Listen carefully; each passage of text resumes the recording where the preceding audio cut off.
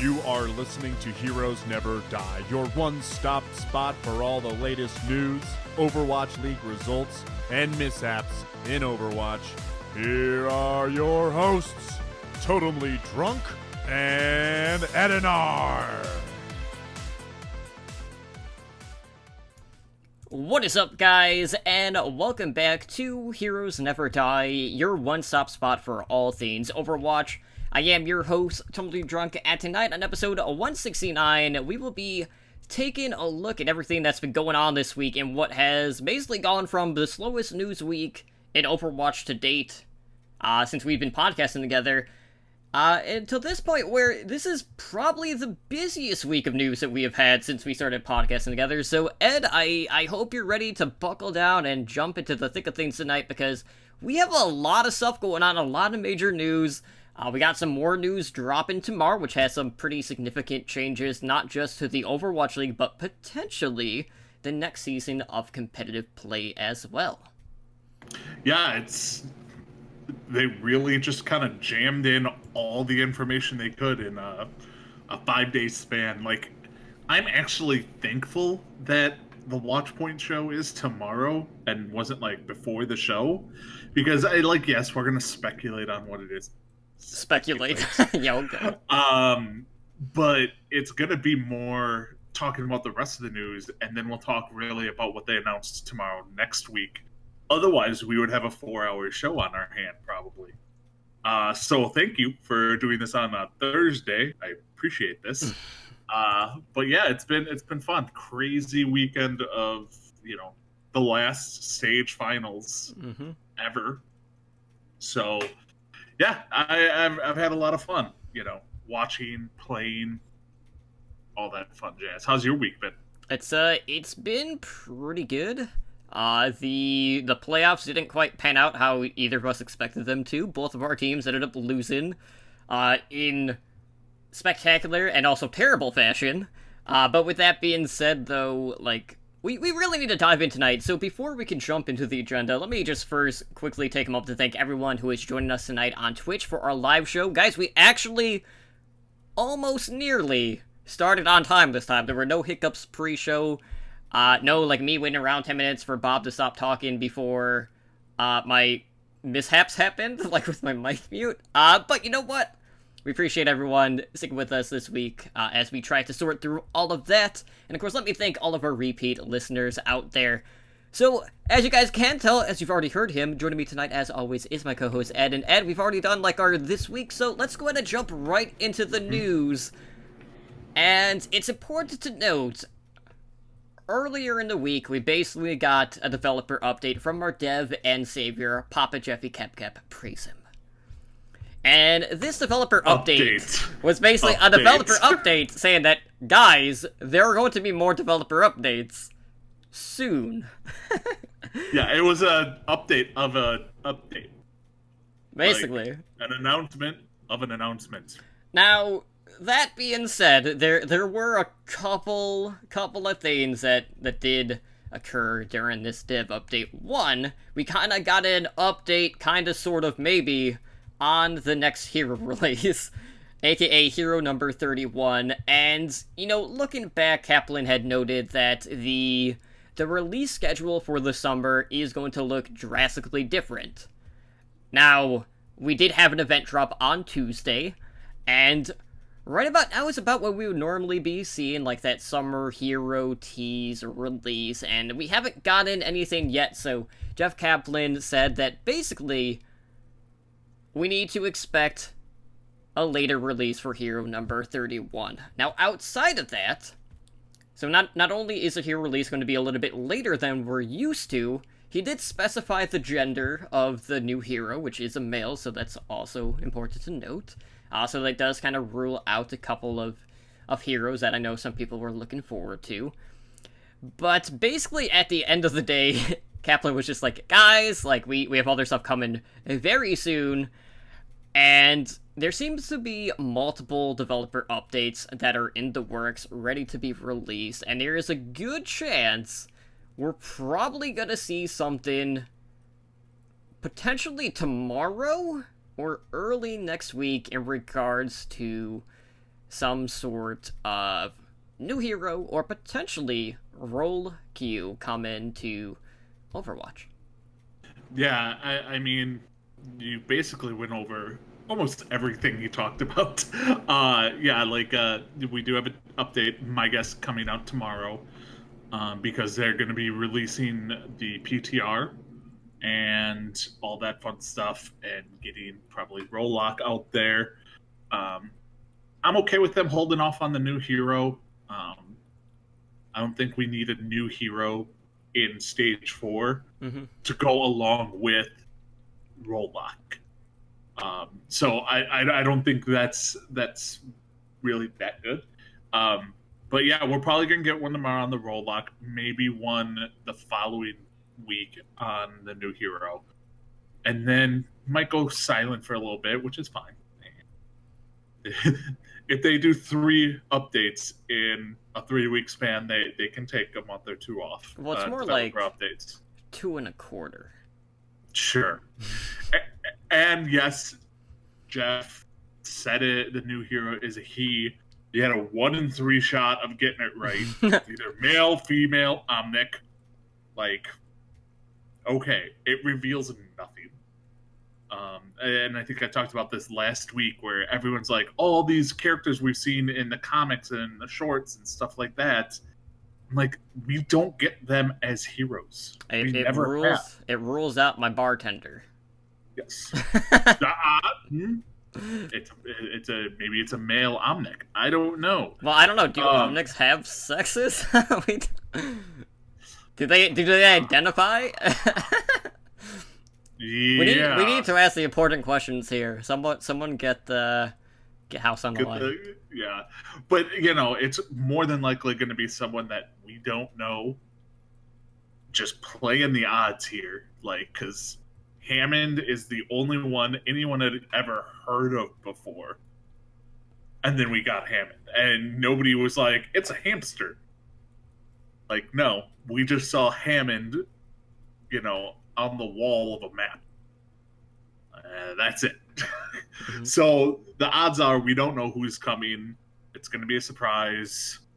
All that fun stuff. But yeah, I'm just looking forward to the updates, the future updates, the announcements of the updates of the updates of future updates. Mm-hmm. Basically, so also during this developer update, Kaplan did note something in regards to cheat detection in Overwatch. It is still pretty new to the game. So basically, the dev team has looked to improve cheat detection, and what they put in place is that they are going to try to automatically shut down a match when they detect cheating is happening. Now, when this does happen, basically, like, let's say you're competitive, no one is going to lose skill rating from that game. What's going to happen is, basically, like, no one on either side of the match is going to be penalized when that shutdown happens. And, I know where we're at, like, chances are we're probably not going to see too much. I don't know too many, like, aim blockers or aimbotters that I've seen at, like, silver and gold. If you're successfully cheating and in gold, not only are you horrible at the game, but you're horrible at cheating at the game, too. Like, your actual cheating is probably worse than your actual play if you're in, like, gold using an aimbot. Just throwing that one out there. Right. This does kind of, like, stop the potential trend that we have seen in the past when we have had known cheaters in lobbies where teams would basically try to force out a draw. So at least now they don't have to, like, kind of, like, go through all the motions of that. So hopefully with this system in place, the detection will be there consistently, and then we won't have to basically have to try to get everyone in the lobby to agree to not push the payload, or in whatever case, depending on the map type. Yeah, because you always have that one a-hole who's like, I'm gonna push it 6 inches and win the game. Like, I'm not gonna lie, I would probably do that. But I'm a horrible human being. And you need every little bit of skill rating that you can acquire. Exactly. Well, first I need to do placements. This is also true. Then gain the SR. That's what needs to happen first. because God, I think we said it's been like 5 or 6 seasons since I've done placement at full 10 placements. Mm-hmm. So yeah, maybe tomorrow. I mean, who knows? Yeah. So, but yeah, this is good. Yeah, getting rid of, taking away the SR gains and losses is just a nice quality of life change for people who run into cheaters all the time. Yeah, people have a hard enough time gaining SR to begin with, or just being stuck in the same elo, so not getting penalized for being on the wrong side of the fence is definitely going to go a pretty decent way. So outside of that, not only did we get a new developer update, we also got a new patch that was deployed on live servers on Tuesday. That would be Tuesday, July 16th.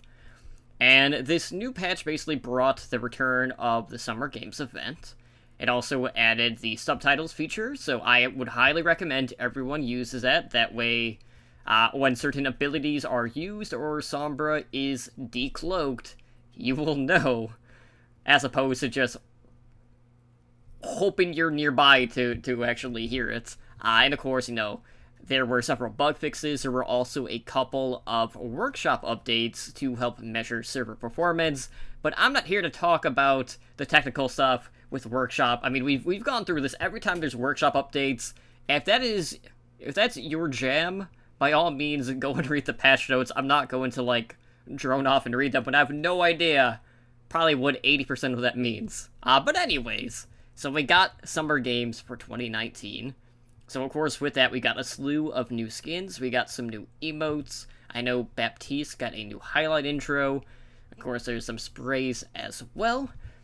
And the event is going to be running through August 5th, which is actually before, the start of the last Summer Game, so that you can kind of get an idea of, how drastic of a shift the actual schedule release was this year compared to last year.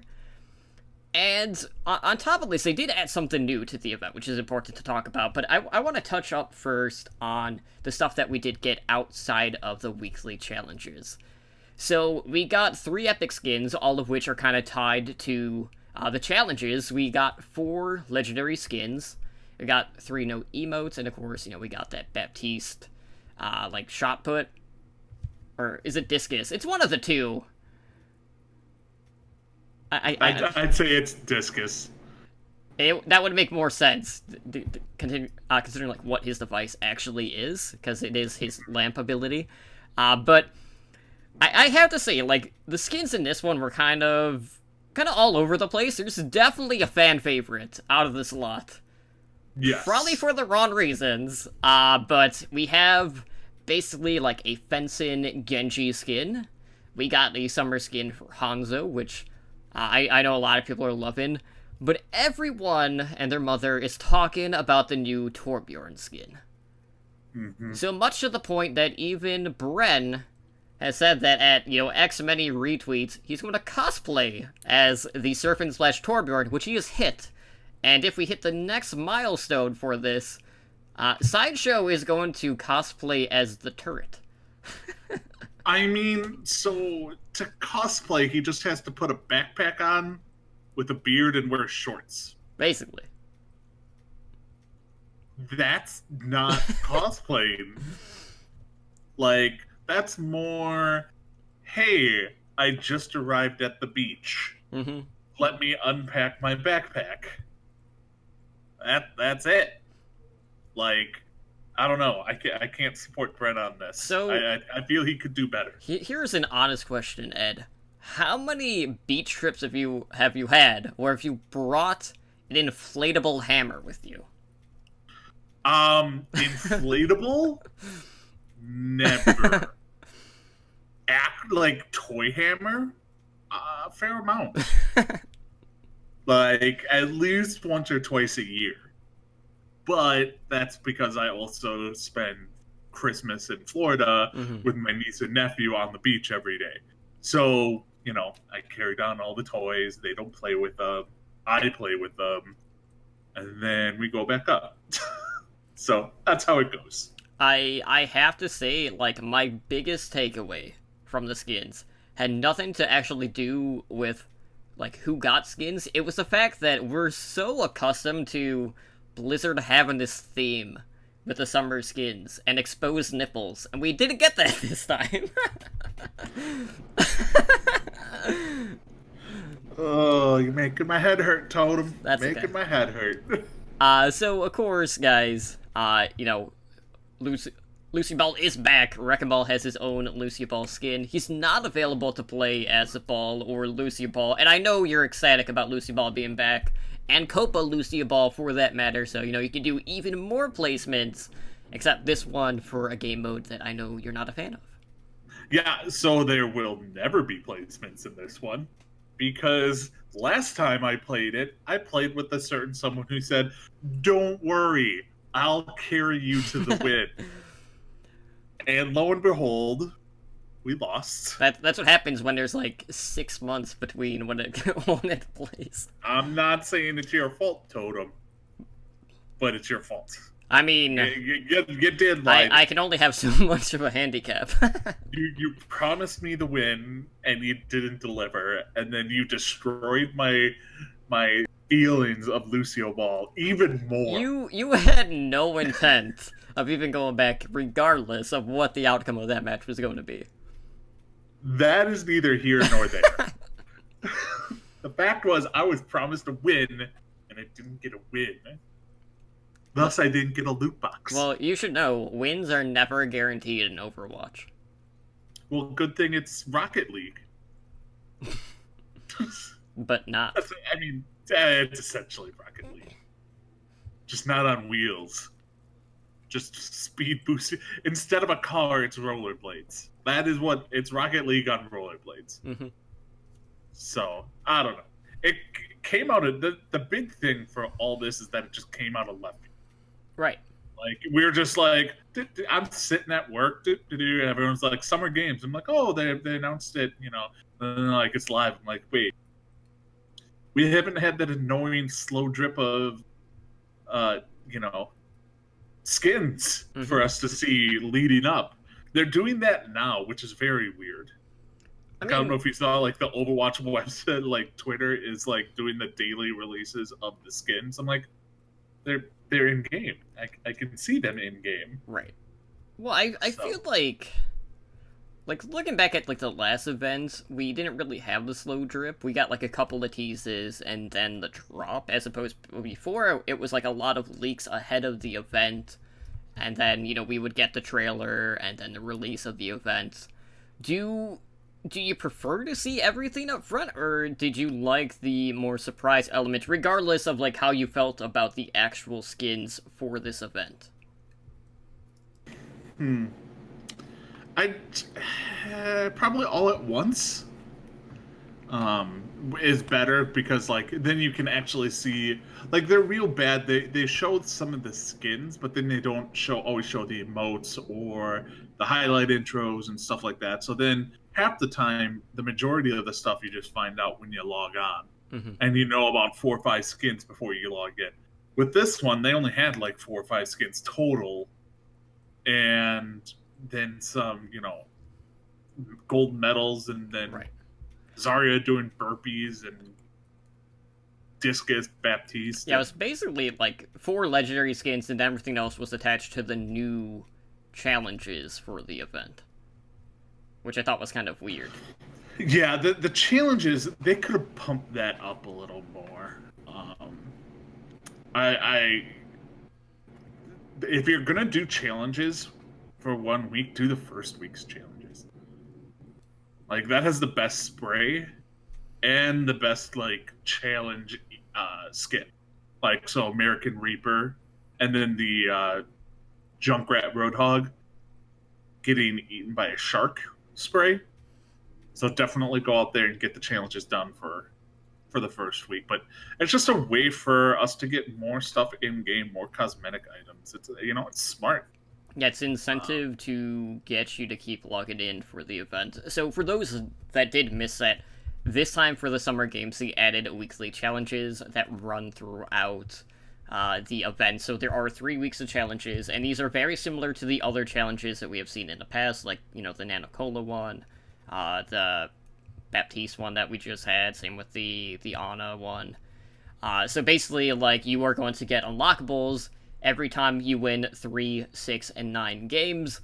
So very similar to what we've already seen in the past. So, like, I was a little upset, like, we didn't see any, like, differential in regards to the challenge aspect, but I'm glad that they actually added something to the event rather than it just being baseline, the same thing, the same game type, basically. So it gets people to actually log in. Right. Like, because before you'd be like, okay, like, people who have been playing this forever have so many of the skins and then have just a crap load of currency sitting around. So they're going to be like, okay, I'm going to go in and just buy whatever ones I want. And then they may not continue playing. So this way, at least, it gets them to play to get some of the skins and the sprays and all that fun bejazzle. And on top of that, too, when you look at everything that's available this time around, you're actually not having to spend as much currency, too, just because 3 of the 7 skins are tied to the challenges. Yeah, like, I would be interested to go back and see, I should have looked before the show, but at the previous event, how many skins were released to, like, just to the public for loot boxes to buy with currency, and then how many, like, are now, whether they took those 3, like, they may have the same amount of skins, except 3 less now through loot boxes, or that you can just buy, you have to earn through playing. I'm assuming that's how they did it, but I'd have to go back and look at previous events. Right on. So just as a reminder, for these match wins, they could take place either in quick play, competitive play, or in arcade mode. I know you and I are probably just going to stick to arcade as usual. That way we not only get these unlockables, but we also get our 3 loot boxes for the reset as well. But looking at, like, how everything is laid out, in week 1, as you mentioned, we have the Shark Attack spray. Each week they have a Pachimari themed icon. The first one is, like, boxer themed, so it's Pachimari. And then you get the American Reaper one to, you know, coincide with the Americree skin, which is still by far, like, my favorite McCree skin. So wear that one today. In week 2, you get a Snorkeling May skin. You have a tennis-themed Pachimari, as well as a new May skin, which I'm not going to try to pronounce, because I know I'm going to butcher it. What, you know what, Zanguo? That. Hangu. I'm assuming the Z is silent. Is it? I assume it is. Yeah, no, it's got to be silent. Well, like, you have Hanzhou. That. Yeah, but it's not starting with the Z. It's still the ZH. But anyways, there's a new May skin that is epic. And then in week 3, I really do like the week 3 spray. It is a Wrecking Ball and Brigida Sandcastle spray. They also have a football themed Pachimari and a Bundesadler Reinhardt skin. See, that one I'm more comfortable with because it's not as terrible. But, you know, I'm really curious to see whether or not this is going to be a recurring theme moving forward for all the other events. That way they're able to kind of, like, leave things that aren't, like, buyable, so to say. Like, maybe, like, these are going to be something kind of like the Officer Diva skin, where, you know, further down the line, or maybe, like, even next year, maybe they'll make it purchasable next year and, like, do a new event, or they'll just bundle it into, like, the base loot boxes further down the road. But I would not be shocked to see the weekly challenges start to become in every event ordeal from this point on. Yeah, and Trentfoot put it perfectly in chat. If there's anyone that he trusts more to do the correct pronunciation of Chinese words, it's me.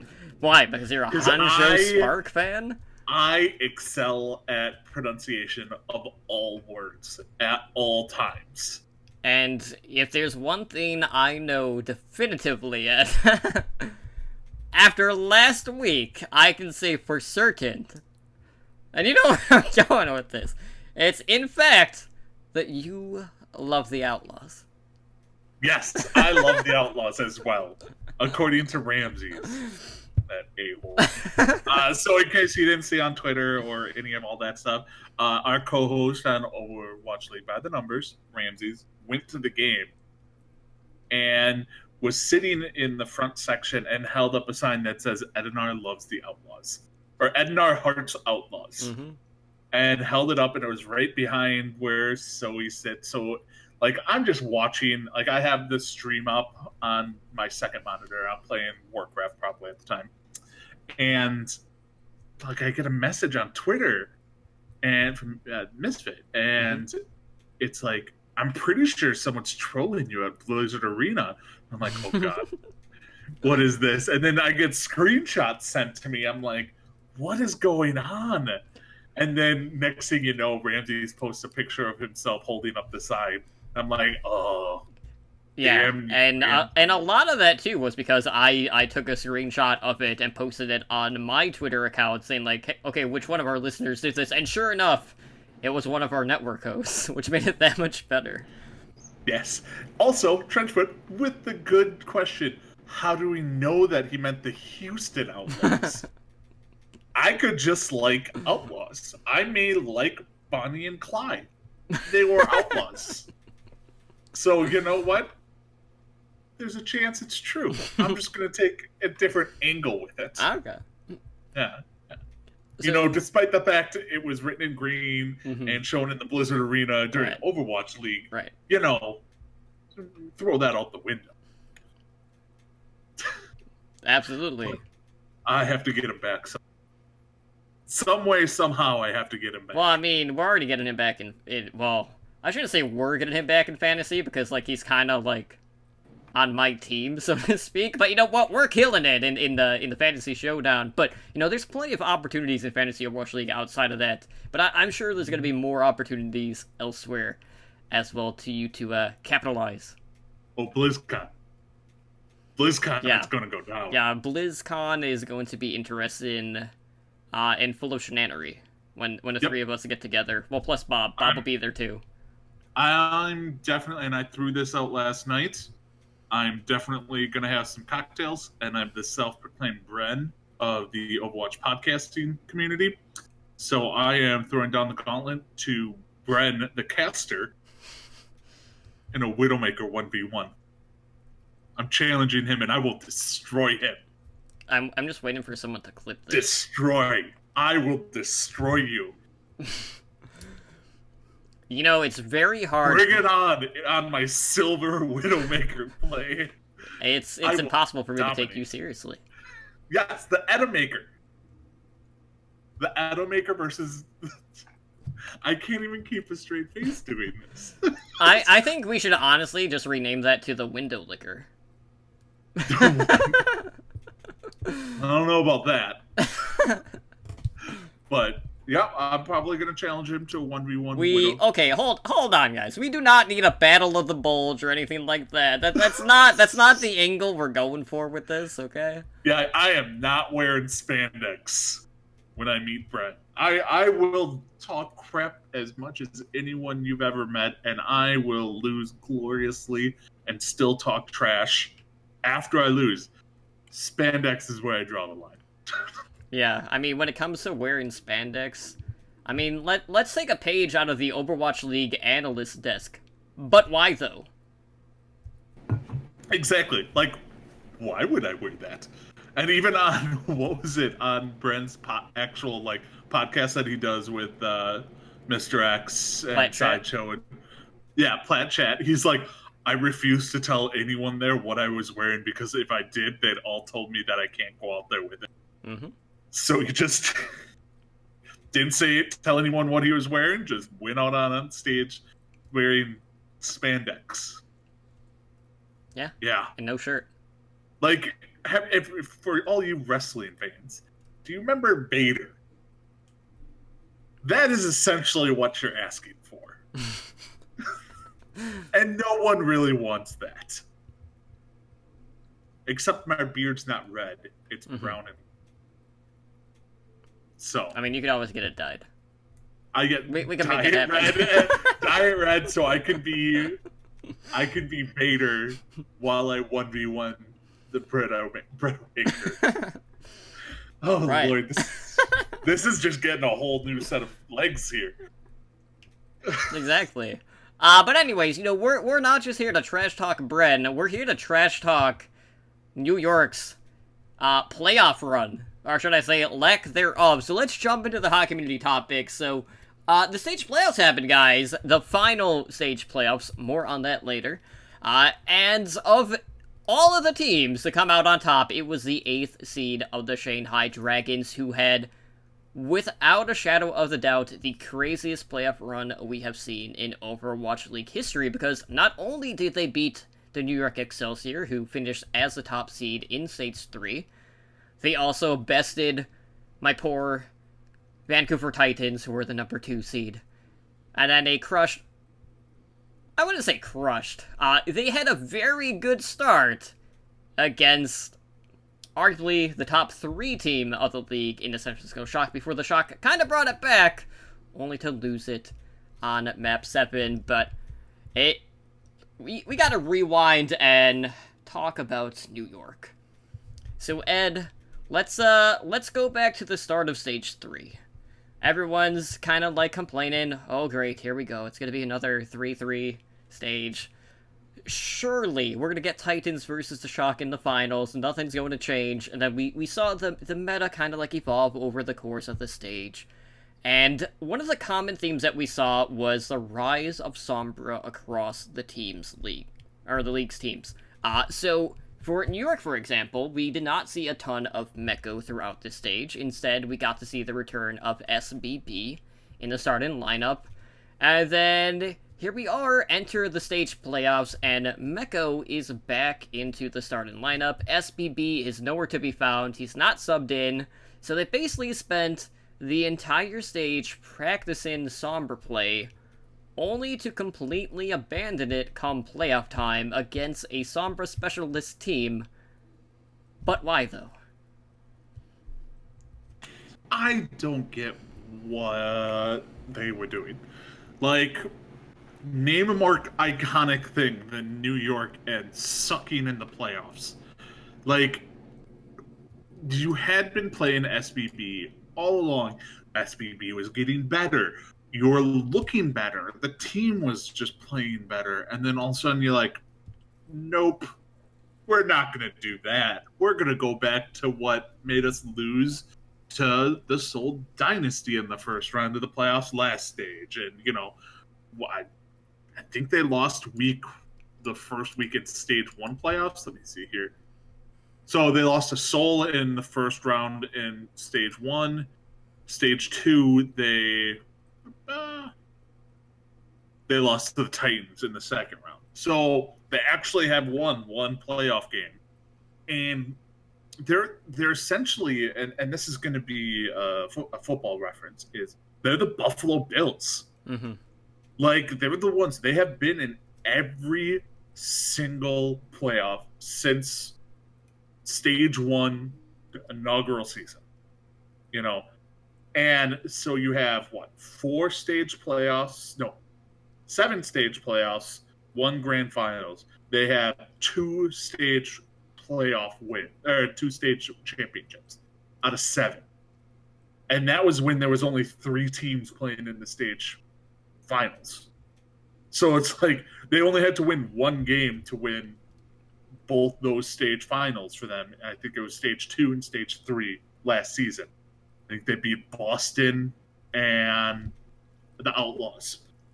So I just don't get it.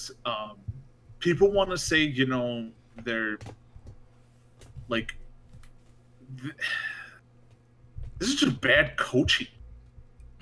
Really, it really is. Like, the skill of the players can only take them so far, and this is just bad, mistake coaching on their part. They should have steamrolled the Dragons. I think they should have steamrolled the Dragons. The way they were coming in, the map differentials, they went 7-0 in this stage. Like, they were blowing past people. They had beaten them, I think, the week before or 2 weeks before as well. They should have beaten them. but they decided not to run what they were dominating on and go back to essentially goats. And it just backfired on them. Like, Shanghai got hot at the right time, and that's truly what matters in the playoffs.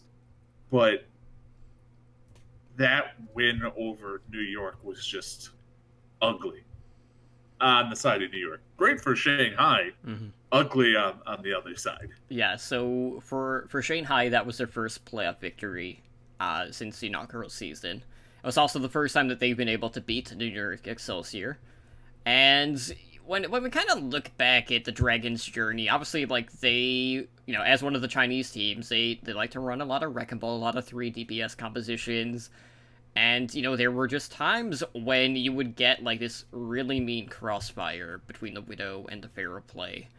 And in regards to New York, I feel like the biggest tell for New York was in that series against the Dallas Fuel, when they were having an issue dealing with Pharah. And it got to the point where they had a Libero flexing off of his primary role to go play D.Va, which is not the best counter to Pharah by any stretch of the imagination, but it's the amount of pressure and sightlines that the Dragons have running this disruption DPS trio of Widow, Pharah, and Yunjin on the Doomfist. It just makes it an absolute nightmare. And then you tack on the fact that here you have the Wrecking Ball from Gamzu, who's able to not only have disruption at the front line, but the Dragons across the board defensively did a really good job at protecting their support line. And I know, like, on Monday, I was talking a lot about Coma, and it's for good reason. There were a lot of times throughout the playoffs when you would see Coma playing Mercy either as Battle Mercy, going for, like, these really high-risk, high-reward reses, which more times than not were protected by his teammates, so again, there's another protection there. But there were also times when Coma would basically get in direct line of sight in front of Dane on the Pharah in order to make sure he didn't die. So he's essentially body blocking, which is just not something you're used to seeing. So there were times when Coma would fly in, he'd get in front of Dane, and then rather than Dane dying, basically both of them would get dropped to, like, around 50 health. And really, there is no other Mercy that we have seen to date that has played that sort of style of Mercy, and it's just so awkward and so unique that it really kind of brought Coma to the forefront. Yeah, the support line for Shanghai was impressive. Coma really kind of was, as much as you want to give it to Ding or DM or whatever for the stage playoffs MVP, I do think it does go to Coma, because I don't think they can pull off upsetting the 3 top teams in the Overwatch League without a support line that is just dominating. And they kind of did. Like, Ding was doing good. Ding was also doing good because Coma was making him good. Like, damage boosting, keeping him healed. Like, your Pharah is truly only as, this is just me, but this is, like, your Pharah is only as good as your Mercy. Honestly. Because, like, a Pharah on their own, kind of not a useless player, but just kind of a lame city duck. And a lot of it boils down to both of their position in as well. Yes, exactly. So, like, a Pharah can't really survive without a Mercy. Mercy can survive without a Pharah, but, like, a Pharah is dependent on your team running a Mercy. And without it, Ding wouldn't have done the majority of the stuff he was able to do. Doesn't hurt that he had DM backing him up on the Widowmaker, but it was great. And, like, actually, I'm a cat in chat said Kangdu better than Runaway. Let's slow our rolls here a little. Remember, this is only 4 members of Kangdu that are on Shanghai. It's Coma, Luffy, Ding, and who's the 4th? It's gonna bother me. on, I have it pulled up. Youngjin. There it is. Kangdu's best DPS player wasn't even on Shanghai. Decay. Like, they had Ding and Decay on the same team in Kangdu, and now he's with the Gladiators. But so let's not throw Kangdu above, the Titans at this point. But it was surprising. It was good for Shanghai to really go out there and prove that you didn't need to run goats to win. It's sad we're not going to see anything. Like, we're not going to see this again in Stage 4. Right. Because, like, this comp that we saw is gone. Like, as much as everyone hated goats and loved triple DPS, both are going to be gone. Yeah, China basically lost its identity. Yeah. Like, I mean, Youngjin was vital to this team on his Doomfist. Like, he was such a disruptor.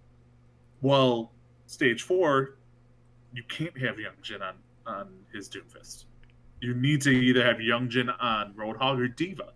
Or you put an Envy to be on Roadhog D.Va. Yeah, or Zarya. It's basically like, unless they're running the Sombra Doomfist comp, is like the primary example that you would see him entertained. Yeah, it was super fun to watch. DM, yeah, I highly recommend going back and just watching DM's perspective. Because his Widow, it's like if you took Carpe, like the skill of Carpe's Widowmaker last season, and the gutsy, ballsy, crazy shots of Pine, and combined them into one. That's DM. Kasha, I'm sorry, Geguri is not going to be playing. Because Geguri is basically known for D.Va. They just traded for Envy, for Envy's D.Va play. So at this point, Geguri is, 10th or 11th on the pecking order. And that sucks, but, we probably won't see Geguri at all. But go watch DM's perspective on the Widowmaker, because right now DM is the best Widowmaker in the league. Yeah, and then every time New York tries to lull Shanghai into a 3-3 mirror, then just switch to Youngjin on Doomfist. Yeah, they're just like, yeah, no, you're gonna lose. Like, that's the other thing, is like, no one really, like, countered Pharah. Like, so D.Va is a counter. Well, here's the thing. A lot of times what happens is they bring out the Widow. And especially, like, let's say you're on attacking this situation and you're going up against the Widow Pharah on defense here. One, you're already at a sightline disadvantage on attack. You also don't have, like, the positional advantage just due to where the Widowmaker position is going to be on the defense. And then you have to deal... You're primarily looking for, the Pharah in the sky, so you're already looking in a different direction, and you, more times than not, end up getting sniped. So, like, there's that crossfire aspect that is just nearly impossible just to try to deal with. You might get lucky, but then the res is always there. So you essentially, at that point, do have to get 2 quick kills, which is a pretty tall easier order. said than done. Yeah. Like, the main reason that D.Va is such a counter is because when Pharah goes in for barrage, they can fly up, defense matrix it, and kill him. Right. And that's really the big counter, because Pharah is basically dead when they ult. Unless you're Ding, who's like, what was it? Something crazy, like 50%, 60% of his kills came from barrages. Yeah, they did a lot of, like, nano barrages, too, which definitely does help with that, too, to make sure that Ding doesn't die. Yeah, it was crazy, like, but through all the matches, so not just New York, the only team that really kind of switched to counter the Pharah really was the Shock. Titans did a little bit at the tail end of maps, that was a slow but by that point adaptation. by that time it was like so past the point of salvation that it was pointless. Like, they had one shot, I think I remember once on Volskaya, they switch Stitch to McCree, and it's like, okay, there's 30 seconds left. He's got to come in, get a headshot on Fair, a headshot on Mercy before he dies. And not the case. But New York just didn't. New York looked like the worst team in the playoffs. Like, they did not look like a playoff-worthy team. Yeah, it was a very lackluster performance, really across the board. I felt like Mono was definitely the standout for them again, but there were a lot of times when he would just get focused on by the Dragons, so that definitely kind of dissipated how he did across the board. So, outside of that, I know one of the matches that you and I were really intrigued by was, of course, Hanjo going up against the LA Valiant after these two teams basically faced each other twice already. Hanjo basically ended up taking both games, both of which went to a Met 5. And, we talked about last week about, like, both of these teams are really good on specific game modes, where they hadn't dropped a single one. You had Hanjo picking up all 4 wins on control. The Valiant had taken both of the assault maps, and then that script was completely switched in this series, and it ended up going to the Valiant. So it was really, really close. We didn't get to see the same mental mistakes for the Valiant like we did in the last series, so there weren't really any C9s on, like, Ilios or anything like that. And the Spark throughout this looked pretty good. Like, they managed to stop the Valiant from completing Havana, but unfortunately, like, they just weren't able to get the hold that they needed to close Zane's out, and then the Valiant ended up just taking it to a Met 5.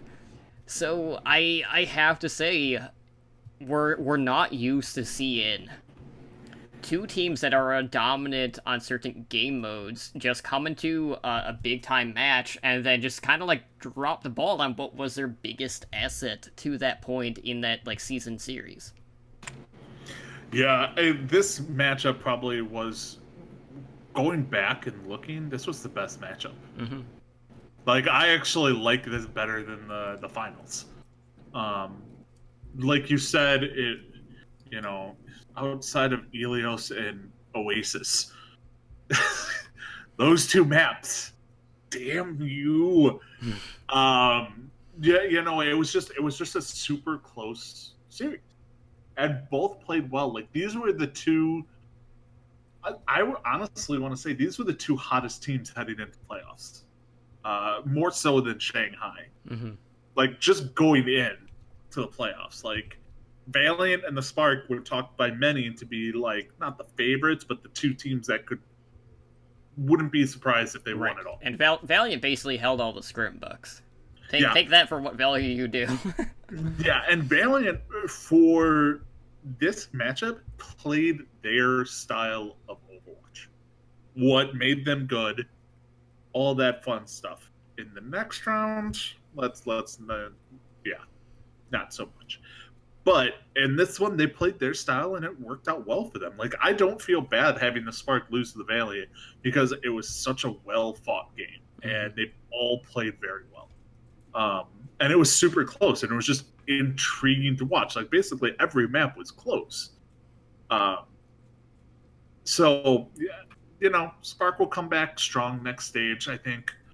I think mainly because they were already running dive tanks, like, on every map.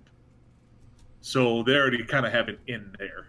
Mm-hmm. But, yeah, it was really good. It's sad to see the Spark out, but the Valiant, I'm glad if they lost to the Valiant. And it basically boiled down to one Graviton Surge cheat by Shax. Like, that's so crazy. Yeah, like, Shax is like, oh, I gotta switch to this emergency D.Va. I don't play D.Va. Well, I ate a Grav and won the game. Okay, thanks. Like, what, Shax? What are you doing? But I'm super high on Shax, so I think he's going to be a star.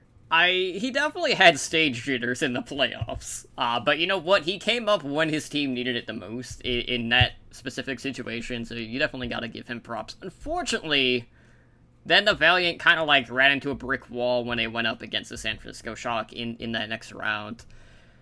And, like, the Shock, we kind of felt like going in, They, for an elite team, they definitely felt like they were the weaker out of the lot. But sure enough, they managed to kind of like stick to their guns. Or, I mean, there were even times when we would see them try to throw out a different look, like by breeding Smurf and Striker and Architect into the fold, which is really interesting. Unfortunately, that didn't really pan out, but it was still a very close round. But a lot of times, like, we got to see Rascal playing the Pharah against the Valiant, as opposed to just primarily sticking him on Baptiste, which has kind of been like the go-to when they just have, you know, Rascal on Baptiste when they're running 3-3, and then that's how they're trying to deal with, like, the Sombra iterations of, like, the countdown meta. Yeah, it was a stomping. It really was. Like, the Shock won 4-0 against the Valiant in this round. The Valiant tried going goats against the Shock at one point. Mm-hmm. And I'm just like, what are you doing? Like, it's like the easiest win for the Shock at that point. Like, they're the best 3-3 goats team in the Overwatch. Like, I don't even know if it's truly that close. Valiant, Titans maybe, but I still think it's the Shock. And Valiant are like, well, we went 0-13 playing goats. Let's go up against the top goats competitors playing goats. Like, you're an idiot. So I was disappointed in the way the Valiant were playing, but then they just started switching it up. Mm-hmm. They just started being like, throw this random comp out, let's do this switch, do this switch. Like, it just kind of seemed like mystery heroes at certain points for them, that they were switching every time, switching comps. And I watch a lot of Custer streams, and he said they were just trying to throw whatever at them to see if it would work. Mm-hmm. And that's not a good thing to do in the second round of the playoffs. That is the shit hitting the fan method. Yeah, it's just like, all right, I'm going to throw a handful of stuff at this window, and whatever sticks is what we're going to go with. Like, that's what they did. So, it was Shock looked good, which was nice, because they had a strong win against the Dynasty in the first round, and then another very strong win against the Valiant. So they were going in probably as the favorites to the finals.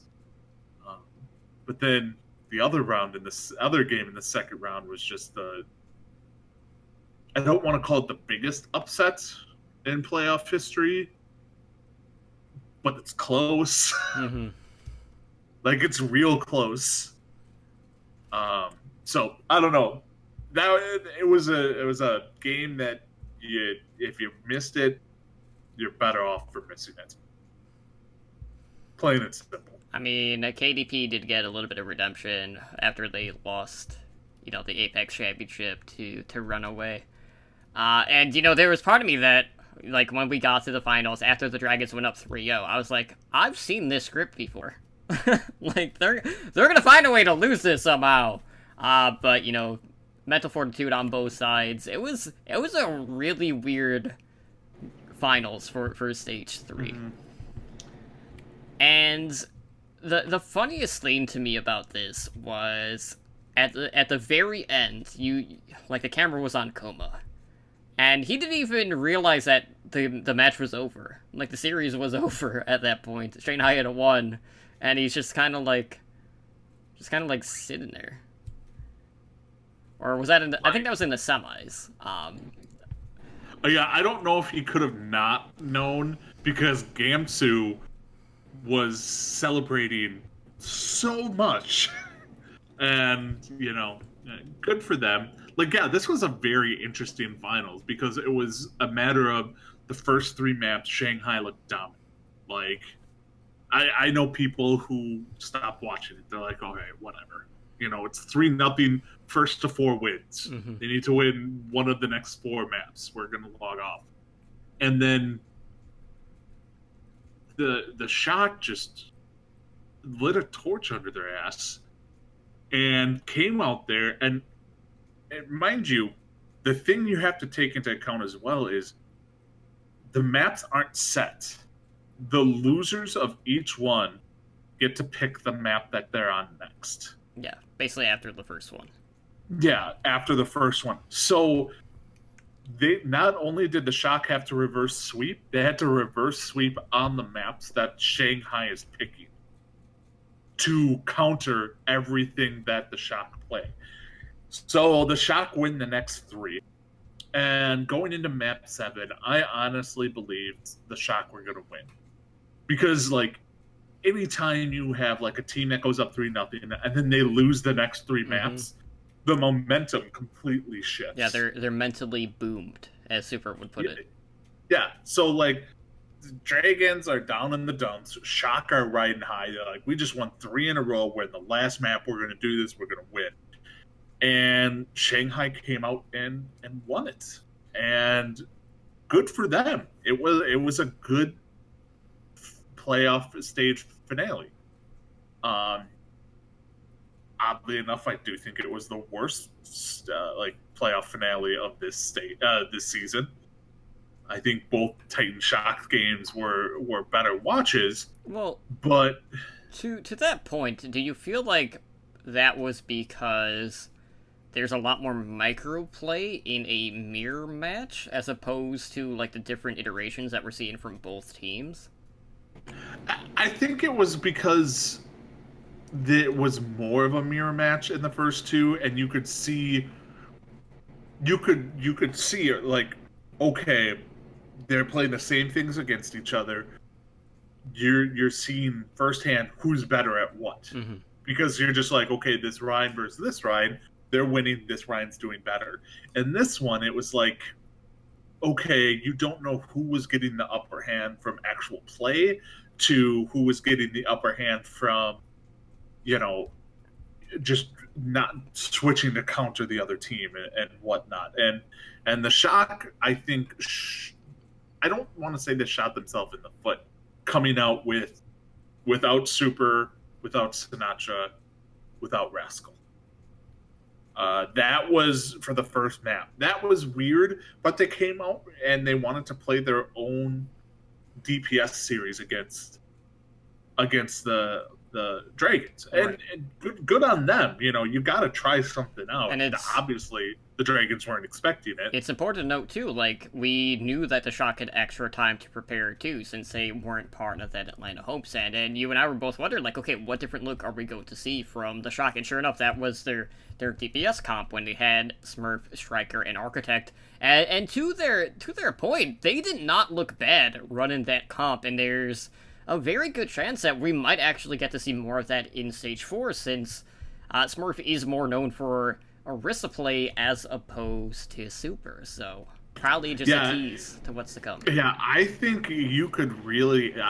I would not be shocked in Stage 4 if we didn't see Super or Sinatraa out there. I think Choyobin has secured himself as... the Hog. The Roadhog. Mm-hmm. And I can honestly see them sticking with Rascal as a support. And the reason I say this is just because he's the best Baptiste. And I can see them running bunker comps a lot. Where Baptiste bunker comps. And then you switch over and then you have Moth probably playing Mercy to go with probably Architect's Pharah. I don't know. Like, I want to say Rascal has a permanent position on this team, but who really knows what they're gonna? But they did try a lot of stuff out. Like, you definitely saw Sinatraa on Tracer. You saw Sinatraa on Widow, which was not the prettiest thing in the world. Then again, basically every Widow going up against Diem has not looked like the prettiest Widow. Yeah, exactly. Maybe Striker can play Widow. I don't know. He can. It's going to be interesting to see what the Shock do with this new meta. Because, yes, they made the finals, but they lost, and now we're switching to Rolock again. So we don't know what's going to happen. That's the thing is everyone has these predictions, but most of the time, the majority of those people are going to be wrong about what's going to happen next stage. Well, at least with the Shock, they can say that, they did reach the finals back to back to back, which, no other team can really say at this point, since, the Titans didn't reach it this time around. But I had to say, Joy on the Roadhog, at least across the board for the Shock, was really just the standout player. There were so many times when he would hook a Dane in, and it's not easy to land a hook on a Pharah midair like that, and he was doing it very consistently.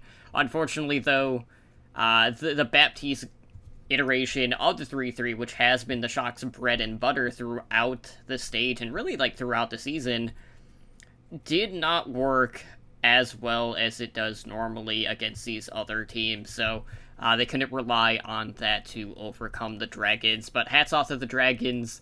They got the first playoff win, the first playoff title. They're looking pretty good. They passed Mayhem overall record-wise, in Overwatch League history, so they have another thing going for them in there. Plus, they beat the top 3 teams in the Overwatch League all in the span of 1 week, which no other team to date can say.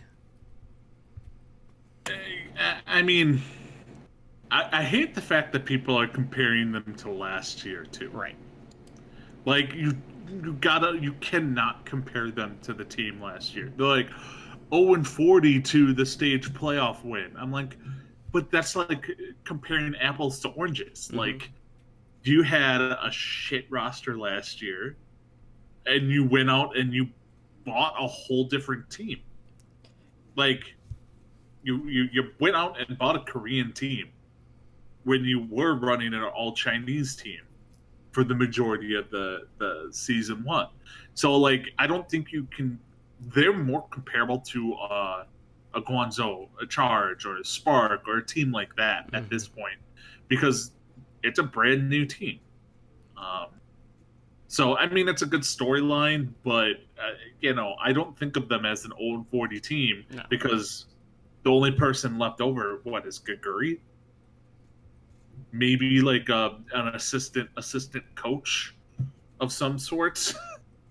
So I don't know. It's not the same 0-40 team from last year. Yeah, I feel like they primarily do that just for the story aspect, but it is weird though. They talk about how it's not the same team, yet they still keep bringing up the season 1 history on the desk. So it's just guys, we get it. We've lived through this already. That wasn't even their final form, okay? So yeah, you're not comparing the Florida Mayhem to the Mayhem of last year. Yeah, right now we're comparing Florida Mayhem to Waterloo. Yeah, exactly. But it's just the best comparison you can make is the Florida Mayhem to the Shanghai Dragons of last year. Mm-hmm. That's the best analogy you can make at this point. But I don't know. I just don't know what to expect anymore. But one thing is for certain. Yeah.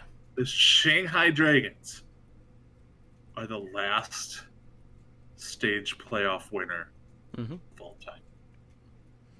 So we got that going for us. I mean, yeah, they do have that. I mean, they burninated the countryside, and they burninated all the peasants. So yeah, the way to a state championship. I am a little pissed that, and I've brought this up numerous times, and I'm going to bring it up again. Shanghai loses because they did not bring Gamsu's dog out on stage. On social media, Gamsu's dog is the star of the Shanghai Dragons. I'm just going to flat out say it. They've even done, things on Watchpoint. Back when Watchpoint, the pre-show was actually fun to watch. And, I mean, let's be real. The Watchpoint pre-show now kind of sucks. Mm-hmm. They need to introduce fun segments. I miss the as stupid as Monty is, all the Monty stuff. They just don't do any of that stuff anymore. Yeah, so, my favorite was, the team council in one. Yeah. It's just, I miss those things, and they're done with it. So, But back when it was, interesting, they did watch point shows on, Gansu and his dog in the Shanghai Dragon house. Like they were talking, I remember they were talking to Guri about Gansu's dog. Like that was a thing. I'm like, oh, why didn't you bring that dog out on stage? No one would have complained. No one. And they did it, and it hurt me a little on the inside. Because I'm a sucker for dogs. And you're never going to let them live that down. No. Well, Their win is tainted. Because of that? At this point, because of this. They're plain and simple. I'm going to remember the Shanghai Dragons for 3 things. 0-40 something or another. 2. 42. They didn't bring the dog out on stage. 3rd, they won the last stage playoff. In that order is how I shall remember them. Like, from, like, worst offense to, like, best offense? Like, yes. Okay. Yeah, from worst to best. Okay. Yeah. Alright, I just trying to make sure we're on the same page here. But anyways, speaking of Watchpoint, guys, tomorrow, 4 p.m. Pacific time, the not-so-subtle announcement of 222. It's coming. And it's pretty much guaranteed. I mean, they signed off of, like, of Watchpoint, basically, or the post-game. All holding up, the peace sign, Like, come on, guys, like... The 2-2.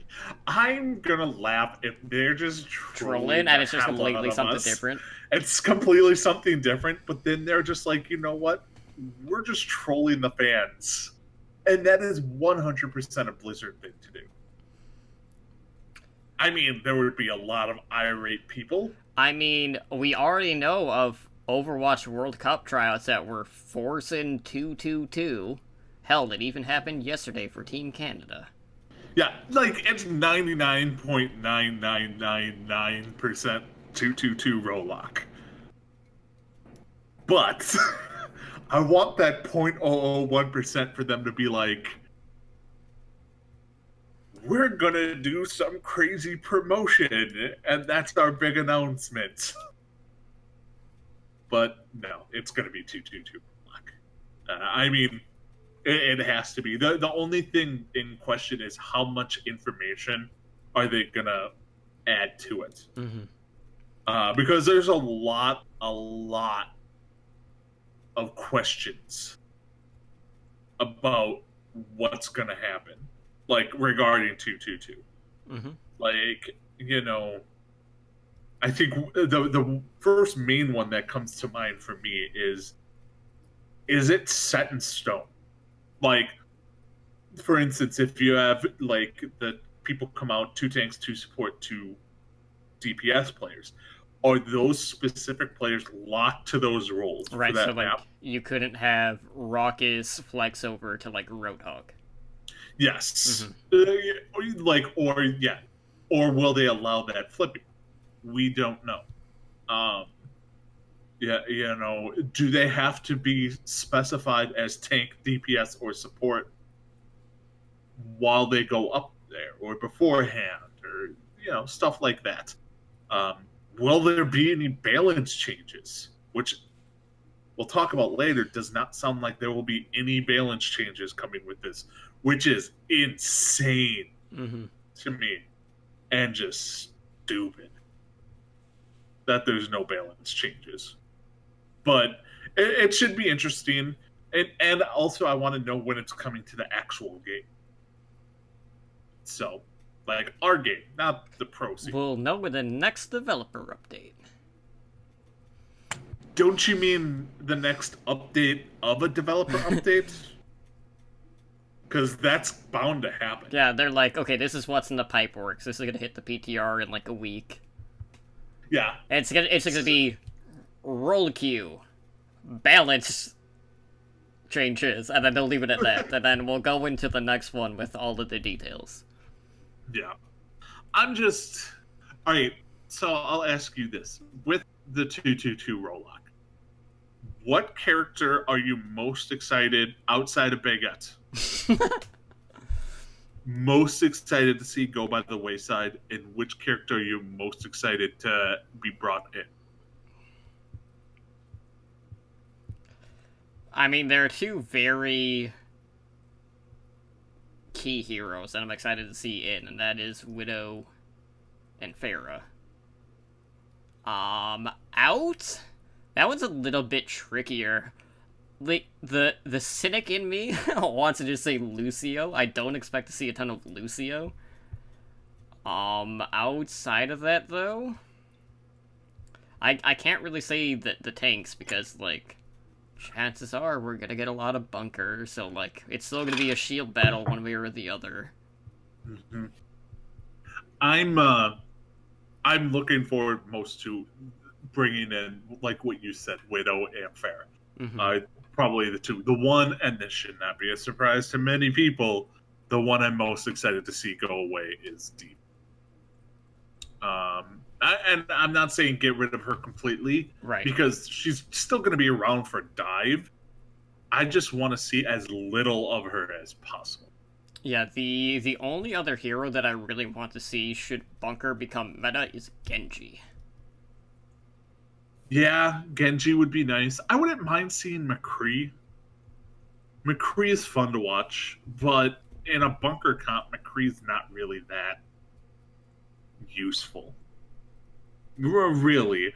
Do you expect Sombra to stick around? That one's a tough one. Like, I feel like Sombra Genji dive to deal with Bunker is going to be pretty prominent.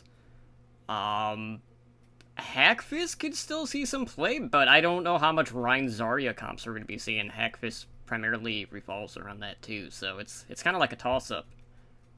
Yeah. I don't know. We just don't know what we're going to see.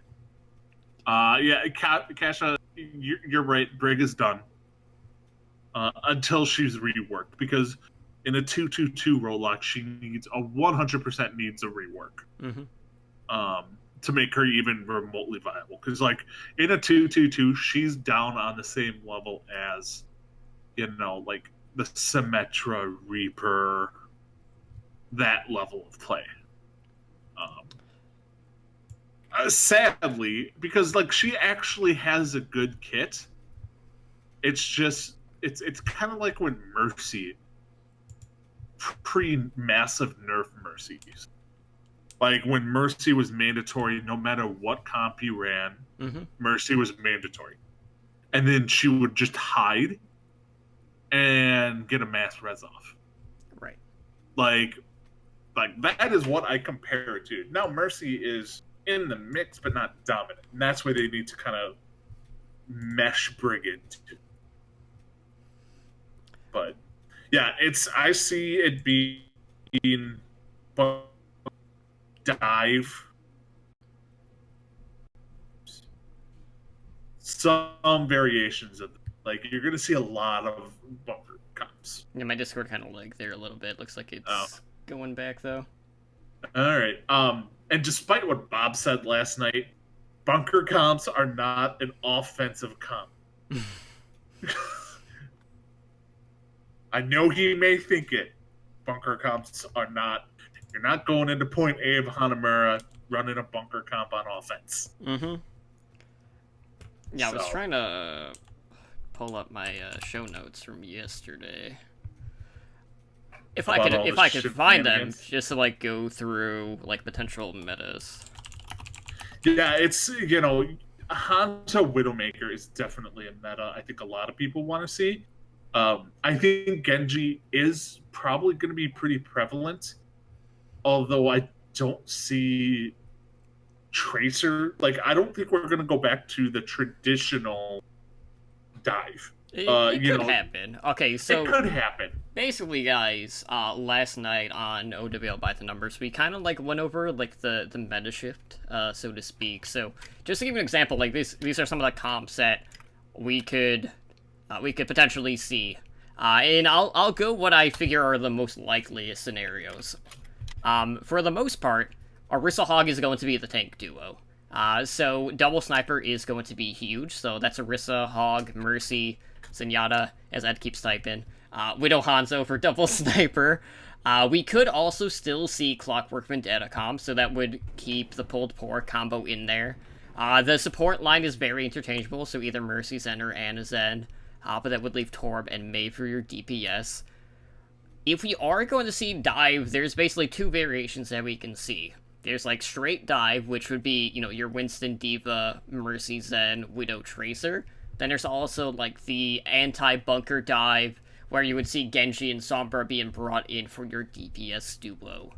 Outside of that, bunker compositions are probably going to be pretty good, so you would have Orisa, either like Hog or D.Va. I would imagine it's going to be Hog primarily.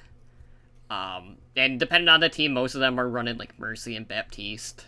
But that's kind of team dependent, because normally like the Shock are one of the few teams running the Baptiste.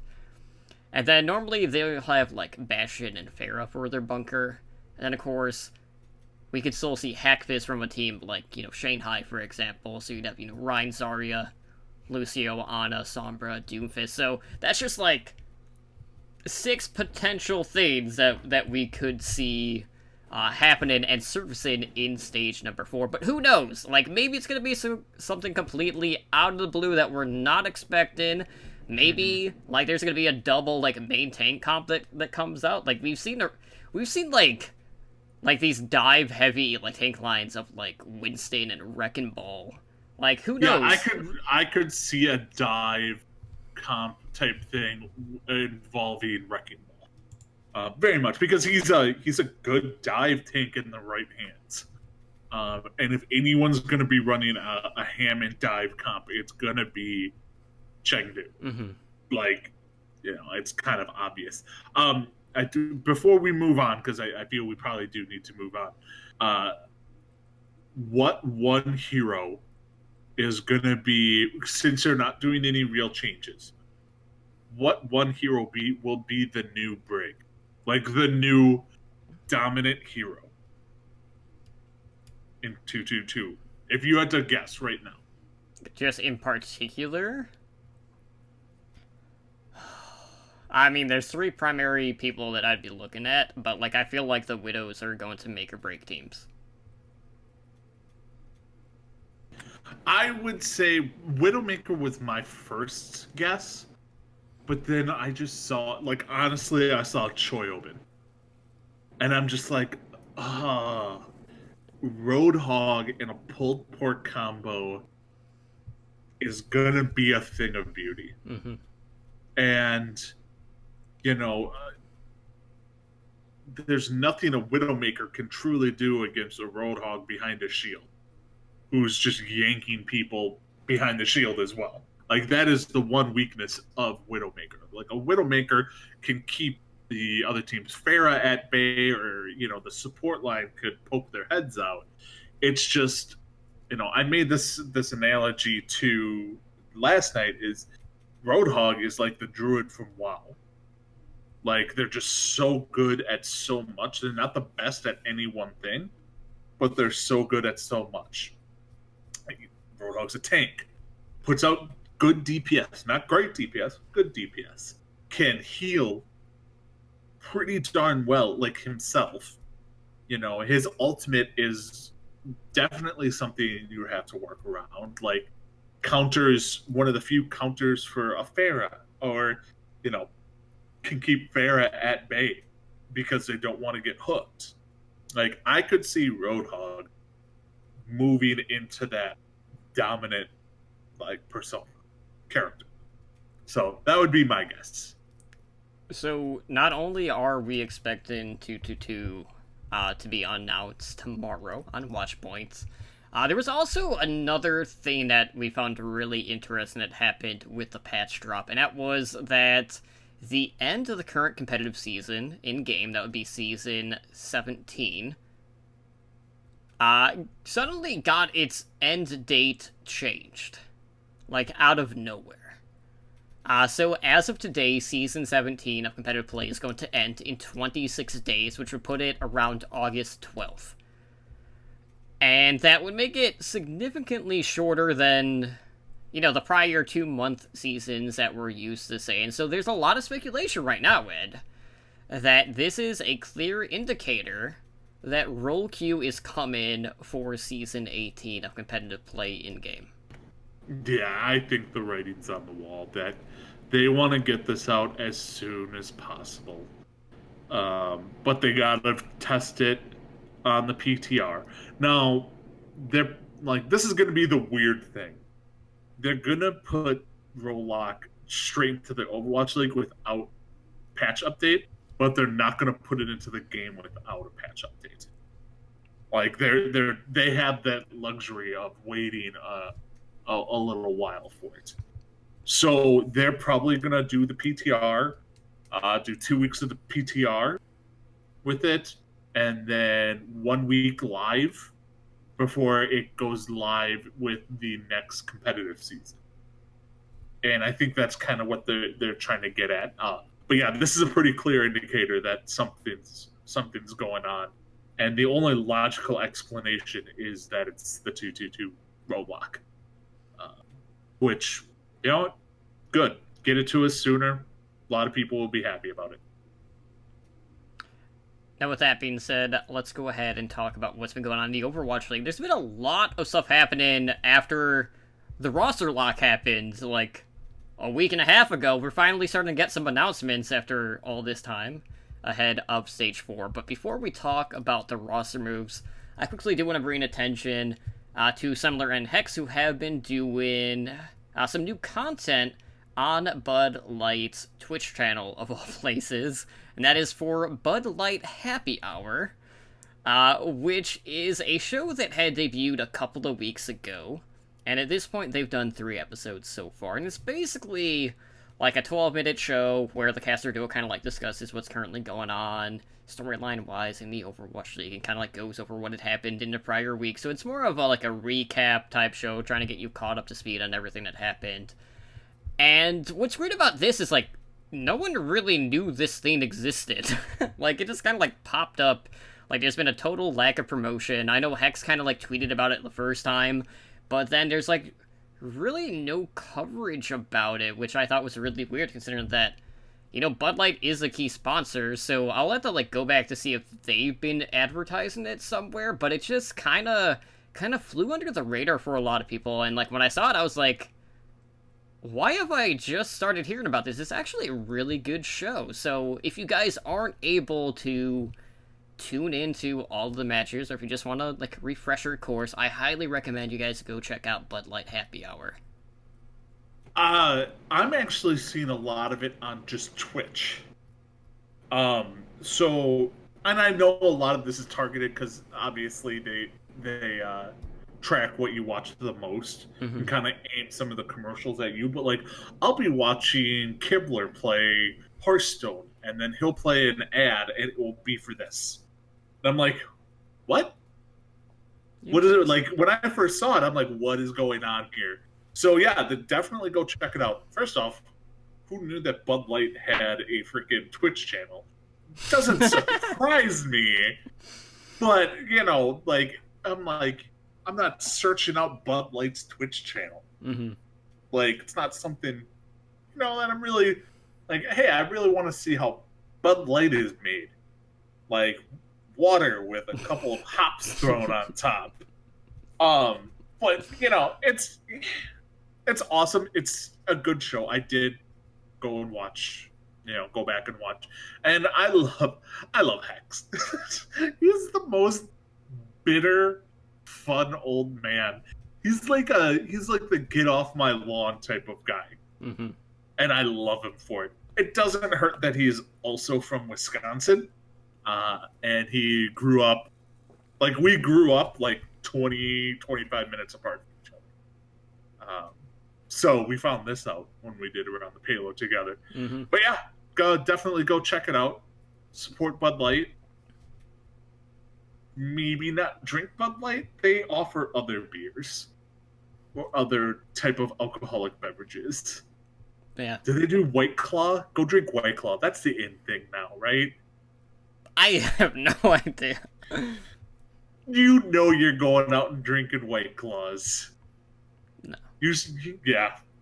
Totem's, you are a White Claw kind of guy. I could tell. Well, you know what kind of guy I am? A guy that likes to follow the Overwatch OGs, like Tavik, who has found a new home. Yeah.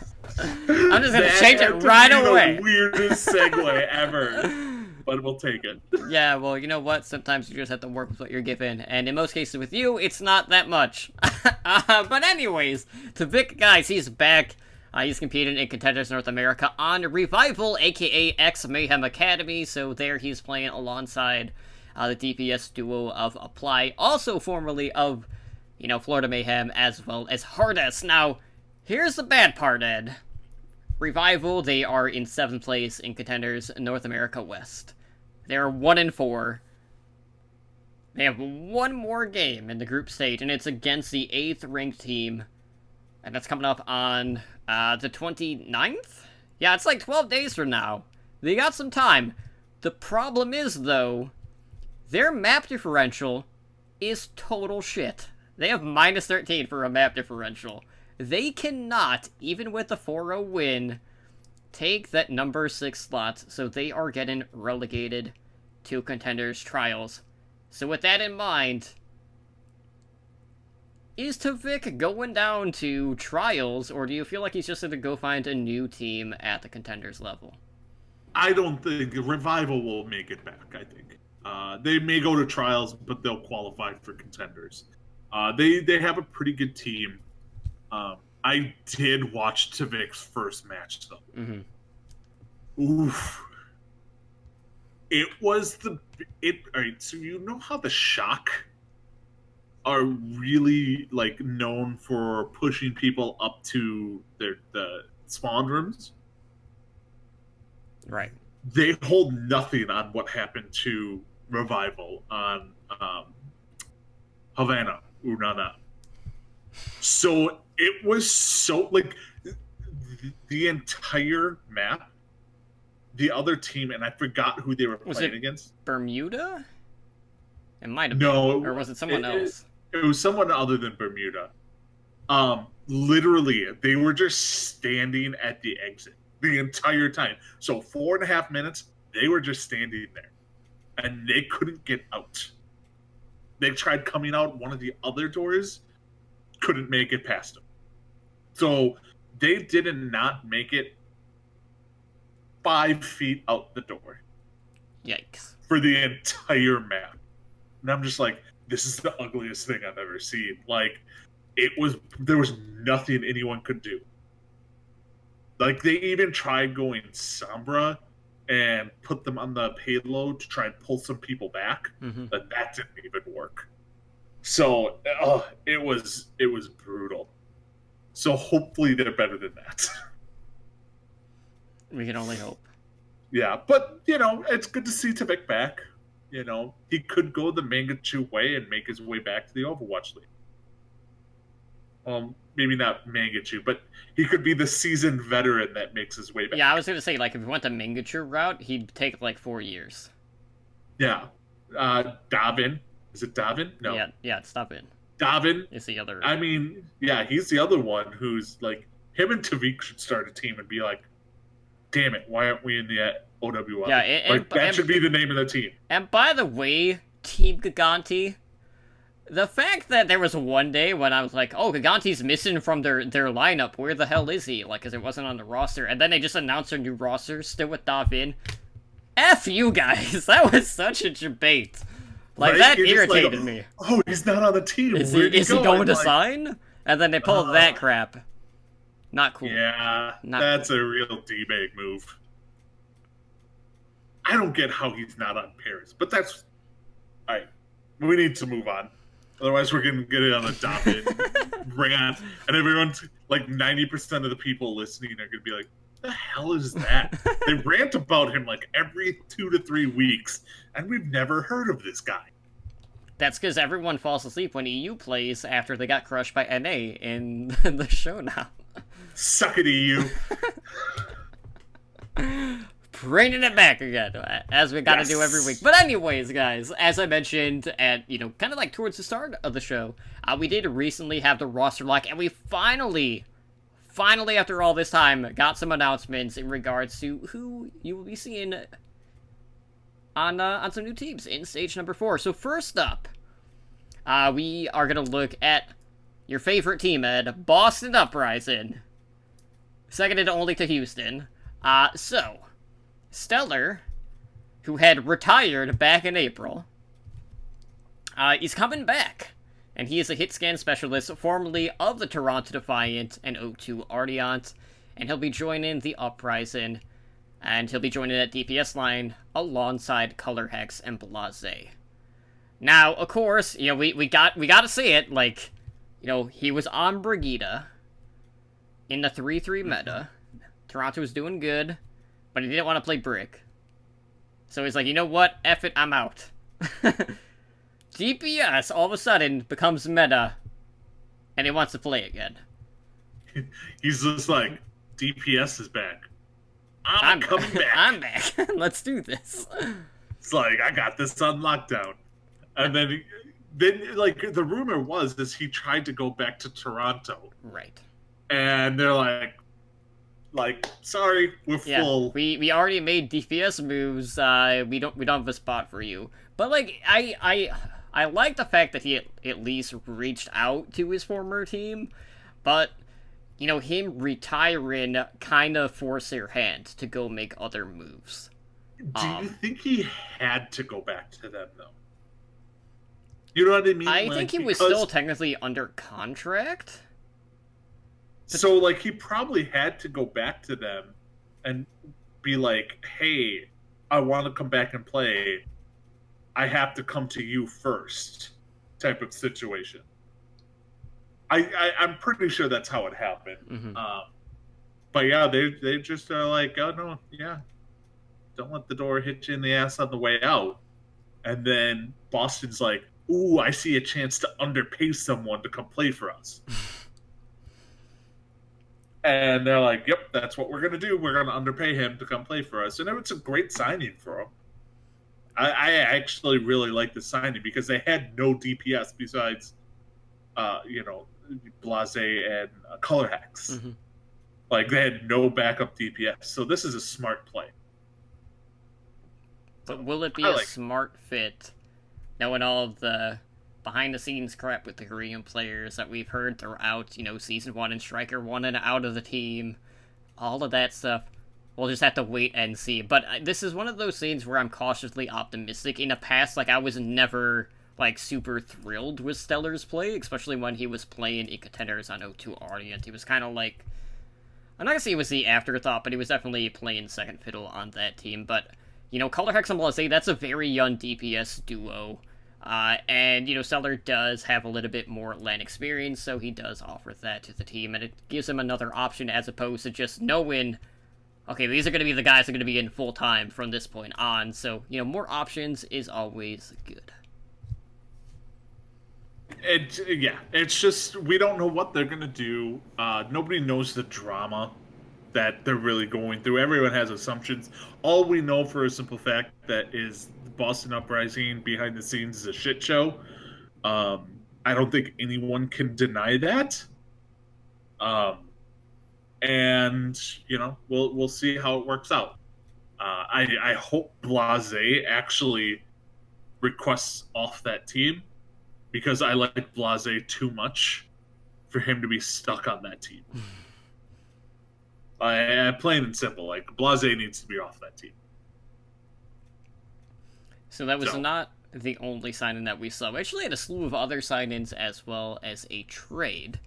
So next, let's talk about a team that has been widely considered to be the worst team in the league. That, of course, being the Washington Justice. So, Washington, throughout the season, there's been some pretty key weaknesses on this team. Primarily, you know, you gotta talk about the tank line of Giannis and Sansom.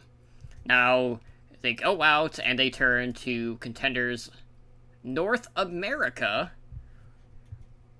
and they pick up the Team Envy tank duo of Lulsish and Elivote.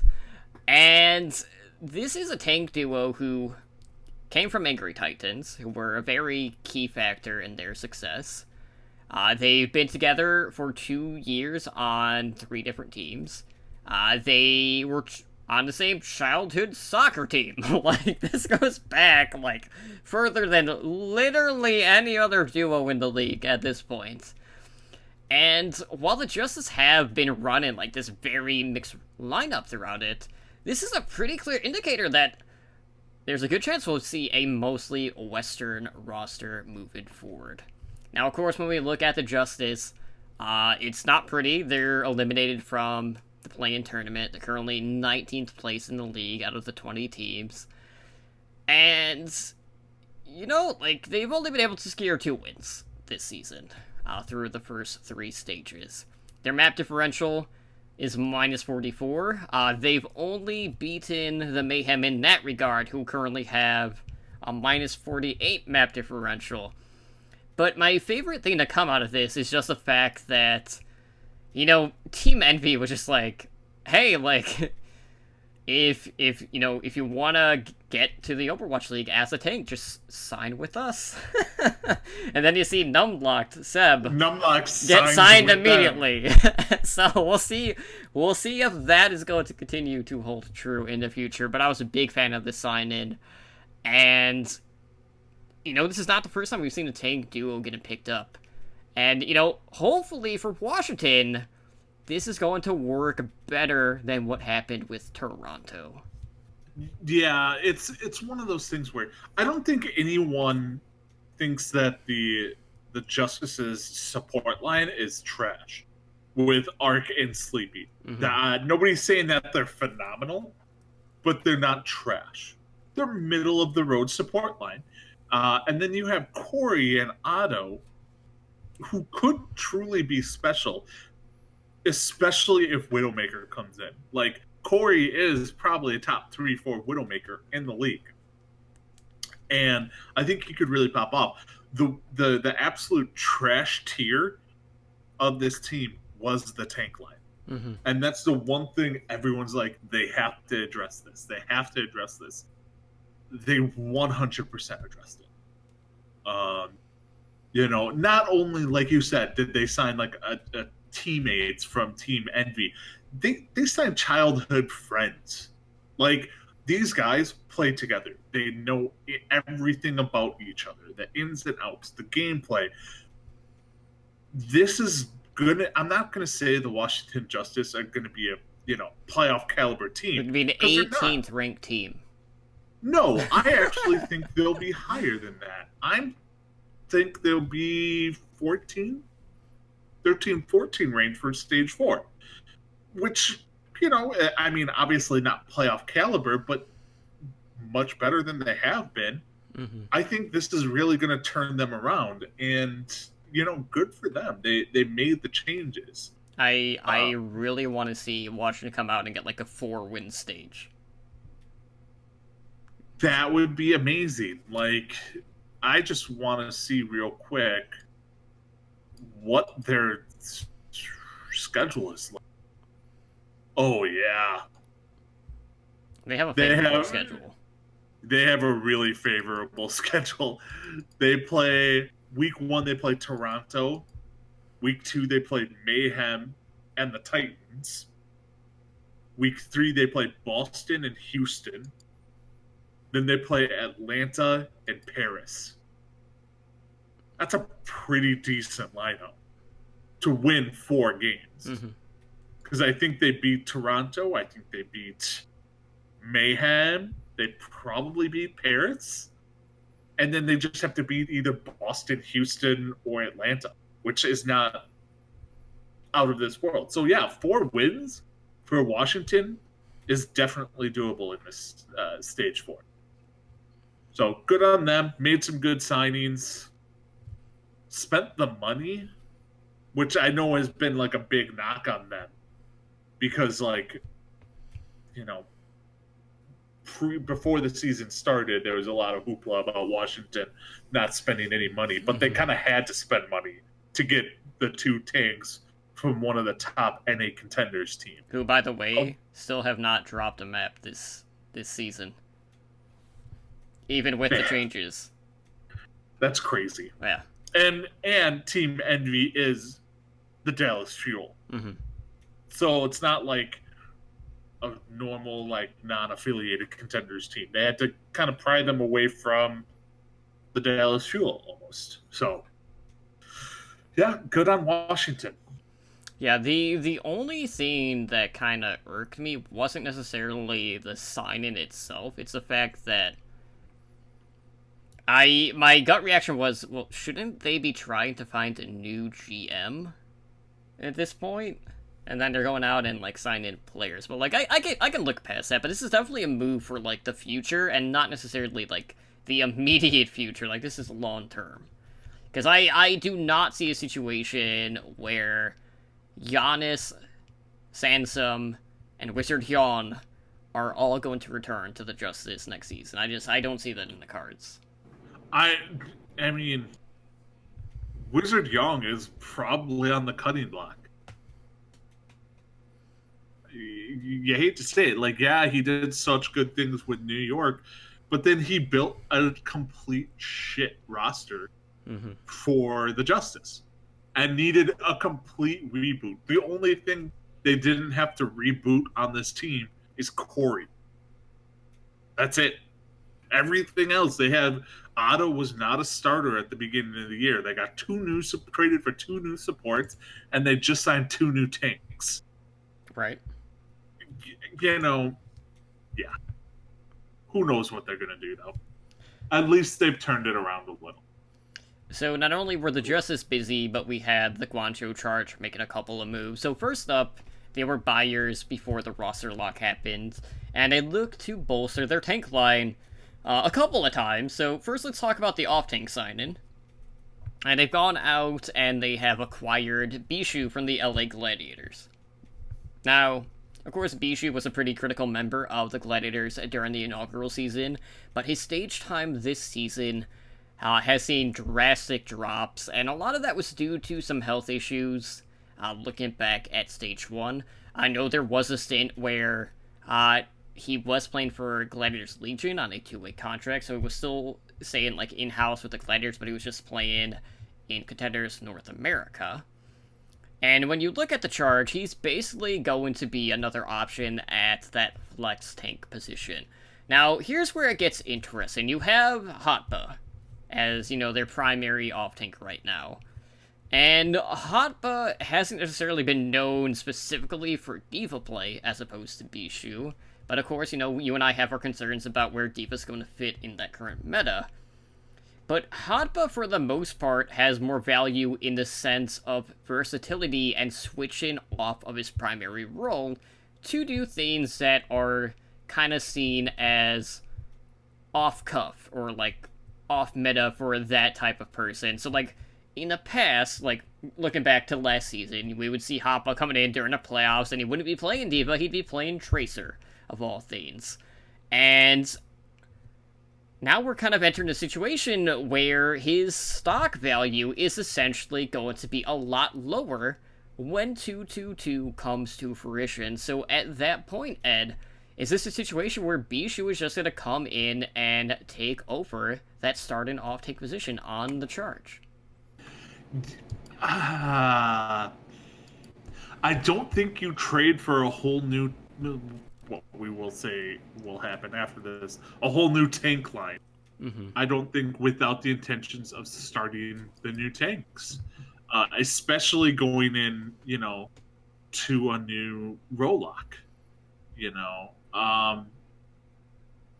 Yeah, Hotba, yeah, I don't know. Like, he gets so much. He's kind of like my RCK. He gets notoriety so much for his flexibility, but isn't dominant on any one thing, but has great flexibility. You need that, you know, that off tank now, that off tank specialist now. You don't need someone who can, you know, go on Tracer or Sombra, because now that off tank is not allowed to do that. So I don't think they would have made this move and the next move without thinking, okay, these two players are going to play well together as our new starting tank. I think, and we're dancing around it, Fragi joined the Guangzhou Charge as well. Mm-hmm. Let's just throw that out there. He's finally off Fifth Fusion, free Fragi. If anyone is not going to start out, I think, out of the two tanks, it will probably be Fragi. Just because of the language barrier situation. Like Bishu can go in and play with a Rio right away and on the tank line. Fragi can't go in and play right away with Hotba, most likely. There will be that playstyle difference and the language barrier. So, it's either, I think, going to be Fragi and Bishu taking over the tank line, or it's going to be Rio and Bishu taking as the new tanks. Either way, I think Hotba's probably on his way out of it. So, as you mentioned, Fragi now is with the Charge, and that came due to a trade that was made between the Guangzhou Charge and the Philadelphia Fusion. So basically, both of these things were announced very close to one another. So basically, Guangzhou sent DPS player Kib over to the Fusion in exchange for their backup main tank in Fragi. So you'll have Kib joining the Fusion alongside Carpe and EQO on that DPS line. And then, as you mentioned, Fragi will be also main tank alongside of Rio. Now, Fragi definitely played several games throughout the first season, and a lot of that was due to, Sato, the Kingpin booster himself getting, suspended for, 30 games. So, that was his bulk of the playtime, and then come this season, Fragi's nowhere to be found. He's locked up in a dungeon somewhere, trying to shout his way out. No one can hear him, unfortunately. And everyone is starting to chant, they're doing the hashtags, free Fragi, trying to get him out. Didn't happen. And, we've heard murmurs of the whole reasoning behind why you don't see Fragi, and Carpe being the culprit for that. And, I don't want to read into that too much, but, it is kind of suspicious that, at times, knowing that Fragi's a better Reinhardt, even in something that was 3-3, when Reinhardt was one of their biggest weaknesses outside of Carpe's Zarya and EQO's Brigitte. Shocker, both DPS duos trash at their off-rolls. Why we never got to see Fragi. So there's a lot of question marks around the reasoning behind Fragi just kind of being stuck. So I'm always cautiously optimistic. I like Fragi, I like what he offers as a Reinhardt, but after being benched for so long, I am not completely sold on the fact that he's going to come in and start with the Charge. It's just one of those things, because it's been so long, and you have to feel mentally, as a player, just sitting there, not participating in scrims, basically being in a practice room, but, only playing ladder, that has to do something to your mental state. Yep. Just kind of, sitting there idle, Exactly. And I'm not sold on Fragi starting either. It would be a good storyline, but Rio is not horrible at the main tank position, and we've been talking about the 2-2-2 and how much Reinhardt probably isn't going to be played all that much. Mm-hmm. So what is Fragi to do? He's a Reinhardt main tank. The bigger part of this is, honestly, in my mind, is the Kib factor of all this. And not that I'm saying EQ or Carpe is going to get benched. If I wanted to take a flyer bet, I say Poco gets benched from this trade. Because Kib is a really good Roadhog. Outside of DPS, he's known for his Roadhog. He even played Roadhog a little bit this past stage. Mm-hmm. And, Poco is known for his D.Va. And if we're seeing less D.Va and more Roadhog, Kib could be brought in to replace Poco. To throw on the, get Sato on Orisa, and, you get the pulled pork right there with Kib. So they get rid of their backup tank that all the people are chanting to get in place of Sato, get him off the team, get the distraction off the team, and then you bring in a better Roadhog. This is a win-win in my book for Fusion. Because, not only do they bring in a new Roadhog, they bring in a very capable number 3 DPS player. And, Fusion knocked this out of the park. The only thing that Fusion don't have is a backup main tank at this point now, because they traded Fraggy, which not the end of the world, because they have a few main tanks on their contenders team that could get called up at any moment. So, yeah, it was an interesting trade. I think the Kib, if anyone out of all 3 of the Bishu, Fraggy, Kib, switching teams, Kib probably, I think, has the best chance of being an actual starter. Yeah, and I will say, like, when the Envy tank duo got signed, as soon as that tweet went out from Envy, I was like, okay, tell me Beast Halo is going to sign with Envy, but of course, that didn't happen. So that was very unfortunate. Because I know you and I have been big proponents of trying to figure out, like, what's happening with Beast Halo, and he didn't go to Envy, so that was very disheartening for me. I'm still holding on to hope that one day he will make it to the Overwatch League, but he's going to be the tank on our new contenders team we're going to build of should be in Overwatch League. Mm-hmm. And Beast Halo and Davin are going to be our first 2 picks. There we go. So outside of that, there was one other roster shift that did happen earlier today, and this is from the Seoul Dynasty, who saw their DPS player Munchkin taken an indefinite break from Overwatch, so he's going to be out for the remainder of the 2019 season. Now, this news basically came after Munchkin did not make an appearance during the Stage 3 playoffs for the Seoul Dynasty, and because of this, he's been moved to the inactive roster for Stage number 4. So basically, for the Dynasty, it leaves him one less DPS option. But they've primarily been running Fleta and Fitz for their DPS duo, which I'm pretty confident in. Munchkin did have his moments, but in the meta that we are seeing, especially with the Pharah play, Fleta and Fitz is going to be the better DPS duo out of the combinations that this team could have had. But it was just one of those things, like, it kind of happened, and it's just like, well, I'm expecting Munchkin to be back for next season. I don't see a situation where he's going to move. But, for the Dynasty, at least now you can kind of, like, hone in on your DPS duo, but at the same time, it does make you a little bit more susceptible and a little bit more predictable moving forward with this new meta.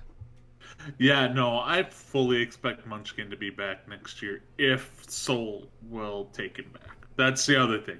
Like, Seoul has to be willing to bring him back. Maybe, Fitz and Fleta form this dynamic duo of Bash, South Korean Bash brothers, and they don't want to mess with that. But yeah, he just needed a break. I think he saw his time. He saw that the team was in good shape. It wasn't like they were, screwed at the DPS position if he left or anything like that. They had the depth. He decided he needed to take a break. Sometimes that has to happen, especially being away from home and all that stuff. I can 100% see it. So, good for him if you need just a mental break. It's gonna squelch some of the shenanigans Seoul can pull, which is good and infuriating. Yeah, I mean, it was already kind of limited just due to Fisher retiring as well. So yeah, it's who I also don't believe is fully retired. Yeah, but we gotta do the air quotes whenever we talk about esports retirement. Yeah, like he is retired. Because all bets are off once they, and this will lead into our main discussion is when they move back to their home cities. So will a lot of these players want to go play for Chinese teams or go play for Seoul so they can be closer to home and stuff like that? So it'll be interesting to see how that dynamic plays out. Right. So this will lead into our main discussion for tonight, which are basically like the footnotes and the plans for the 2020 season. Now, so not only did we have the new patch, drop on Tuesday, but we also have this slew of Overwatch League Season 3 information that dropped on us, as well as a leaked conference call, which also was talking about the 2020 season as well. So there's a lot to kind of digest here, and I will say there is one thing in particular about this in regards to the overall season format that is very controversial compared to the rest, especially when you talk about organic storylines that are created in the Overwatch League. But before I rant about that, and I'm sure you're probably going to rant about it too, because we wouldn't see something like Shanghai's run, for example, because of this. But basically, to start off, so right now, we have divisions. We have Atlantic, we have Pacific. That's going to stay, but these divisions are going to become conferences. So you'll have the Atlantic Conference, you'll have the Pacific Conference, and then they're going to divide them into 2 divisions. So you'll have the Pacific East and West, and then for the Atlantic, you'll have the North and the South. Now, Ed, I'm going to go over these one division at a time, and I want you to gauge the overall strength of the division, and who you feel like is the odd man out, because there are some that are pretty obvious who the weak link is, at least perception-wise. So looking at the Pacific East, we have, no surprise, all of the Chinese teams and Seoul. So you have the Chengdu Hunters, the Guangzhou Chards, Hangzhou Spark, Seoul Dynasty, and the Shanghai Dragons. Yeah, I mean, this was an obvious one. Just because, they're all over in China and Korea. If there's an odd team out, honestly, probably, the Charge.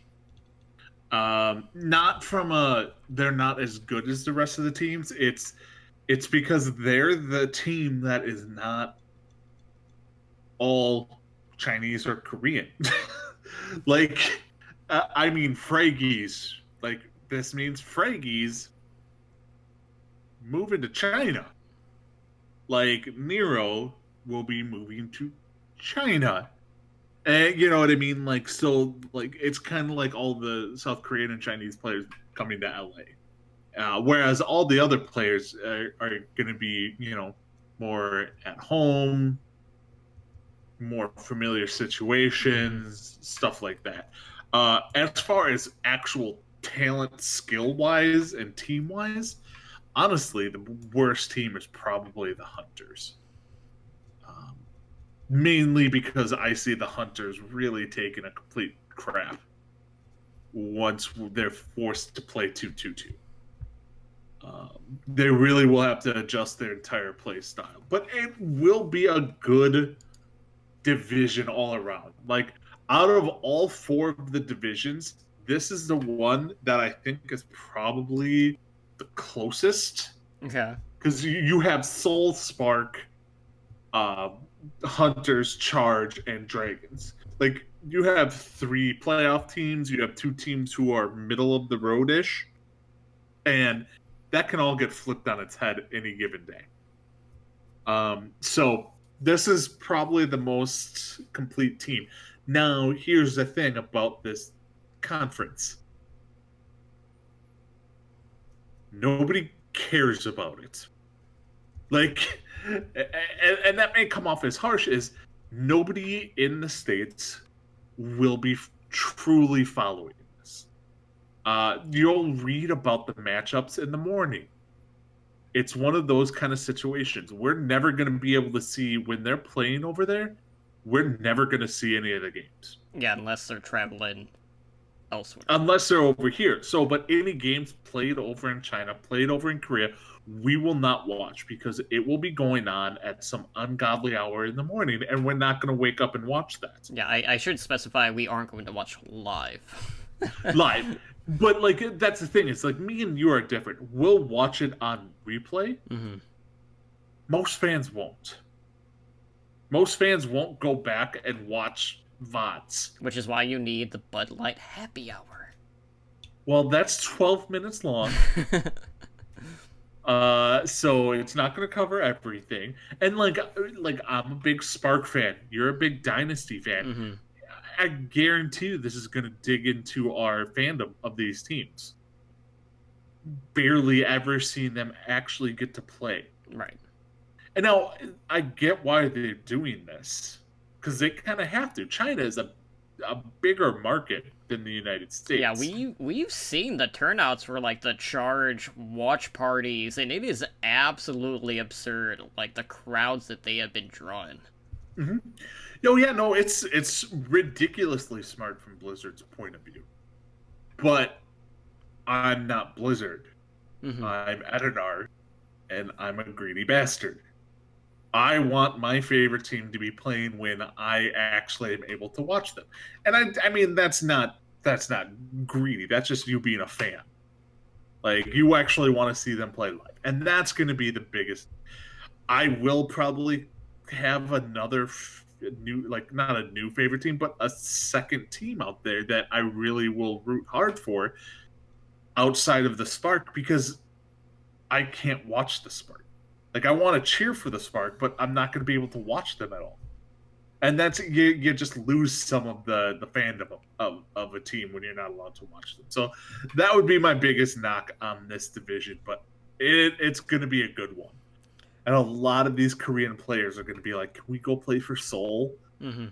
Because we actually get to go home. Right. Like, hey, you get to live in South Korea and be a professional Overwatch player. So. Then we move into the Pacific West. Ooh. Okay, so I'm gonna leave out like the odd man because like it's pretty obvious in this one. So we have the Los Angeles Gladiators, the Los Angeles Valiant, the San Francisco Shock, Vancouver Titans, and then the Dallas Fuel. See, here's the thing. Obviously, the odd man out in this group is the Dallas Fuel. They drew the short end of the stick. Now, we know a lot can change from next year, but we're taking into account the teams right now. Okay, that's how we're analyzing this. Each division conference needed 5 teams for this to all work. The closest team to fit with the Western, the LAs, the Vancouver, and Shock was the Fuel. But it creates this crappy scenario for Blizzard. And I truly imagine this is being a 1-year conundrum for them. Well, I feel like, too, this is kind of going to be dependent on how aggressive the expansion plans are going to be later down the road, too. Because having 5 per division definitely leaves you with wiggle room there. Now, I don't necessarily think like that means that where these teams are in the divisions is going to be interchangeable. But just looking at it like this, like, you've had Dallas Fuel, who, for the most part, have been, you know, play-in tournament potential, and then you have a lot of other teams who are either at the very top or are considered like top 6, top 8. And it just kind of puts them as the odd duckling out of the bunch. No, like there's a lot that they could do. Like when they do an expansion, you're looking at probably 4 teams being added.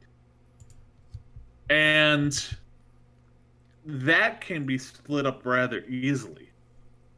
If you truly think of it, like you add a Denver or Vegas team, they go into the the league with the LA teams and so on and so forth. You add Chicago, they go to the North Division. You can add another team in Korea, or you can add an Australian team. I do have one question for you. Okay. So we have Dallas in the West. but not Houston. That's the problem that they had to come up with. Is Right. Texas is just in a weird spot Mhm. where there's no teams between Dallas and LA, but Dallas is the closest team to the Western teams, so they had to go over there. Yeah, and I feel like The the other part of only- that too, is they're kind of in a conundrum with the division placement because of the EU teams as well. Yeah, here's the only caveat that I would have probably done is I would have put Dallas with Houston, moved, and this is getting kind of ahead of ourselves, but you move Dallas to the same division with Houston, you move Washington up into the division with New York, Boston, Philly, and the Europe teams, and then you move Toronto over with Vancouver and all of them. So you have the Canadian rivalry, the battle of the maple syrups, Battle for the And- North. the battle of the Mounties, and then you get the two Texas teams together, and then Washington is, you get the Washington, New York, Boston, whatever, because they're all very close to each other. You get that. That's the only change I would have made. Now, Trenchfoot is saying something in chat that Bob actually said last night is, Mhm. what if this means Houston's moving to Chicago or moving because they don't have ownership?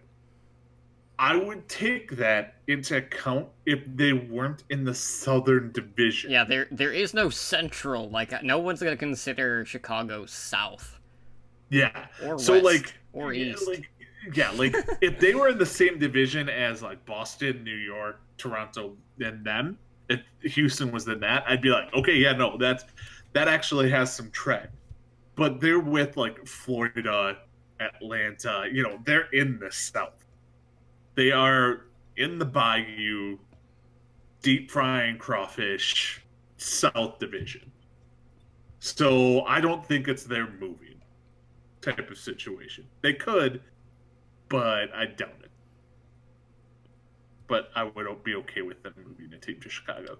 So, speaking of the South, for the Atlantic South, we do have the Atlanta Reign, the Florida Mayhem, the Houston Outlaws, depending on if they actually move when they're sold, Philadelphia Fusion, and then the Washington Justice, or should we just call them, the Generals? Because, I mean, they really feel like that at the time, and everyone, the rest of the league is just like the Globetrotters, just put in shame. Mm-hmm. Yeah, this is a division prime for the taking. I mean, right now the Fusion are the best team in that division, And it's only going to look better next season. Yeah, for the Fusion, at least. we're gonna go with that. It's gonna look better. It's one of those. This is a division in progress type of situations. Like the division that will get the strongest expansion team. Yeah, probably. And again, things can all change next season, but this is a pretty weak division. If you're just taking the teams as they are now, this is a really shitty division. It's bad. Your only playoff team is the Houston Outlaws. Let that soak in for a second. The Houston Outlaws are the only playoff team from this division. So there's that. Yikes. Yeah. The other division, though, is good. I like the other division. So, if you want to read those off. Sure. So for the Atlantic North, we have, I was too busy setting up my phone, the Boston Uprising, New York Excelsior, and I'm going to stop there really quick. The fact that Boston, New York, and Philly all aren't in the same division pisses me off. Yeah. It's the only thing they could have done. And Toronto's the wild card here. They could have flip-flopped Toronto and Philly, which would have been a little weird, but that's the only option they had. Right, so... But yeah, no, that sucks. Yeah, like, I was expecting the tri-state rivalry, and we don't get that. But anyways, back on track. So we got Boston Uprising, New York Excelsior, Toronto Defiant, and then we have both EU teams. So we have the London Spitfire and the Paris Eternal. Yeah, so here's the three teams with the closest flight path to Europe. Like New York, Boston, and Toronto. Although Toronto, Philly, pretty similar. But yeah, you know, this was another one of those kind of expected if they broke up into conferences. This is how it would break apart. I mean, you have the big rivalry there between London and New York, and then you have three crappier teams. Like, you have the top two, and then you're just like, let's put Paris, Toronto, and, you know, down, and Boston down here a little. At least in this one, I feel like there are teams at, like, each run of the ladder, as opposed to everyone being on that first step. Mm-hmm. Yeah. It's gonna be I think it's gonna be a competitive division. Now, a lot of this division talk is kind of like, it's good in talk and show, but it doesn't truly matter all that much. Because if I remember reading correctly, they're playing every team in the Overwatch League once, at least once. Mm-hmm. They're just playing everyone in their conference or division twice. So they play the other four teams one more time than everyone else, which isn't that drastic. Well, it's based on conference, not division.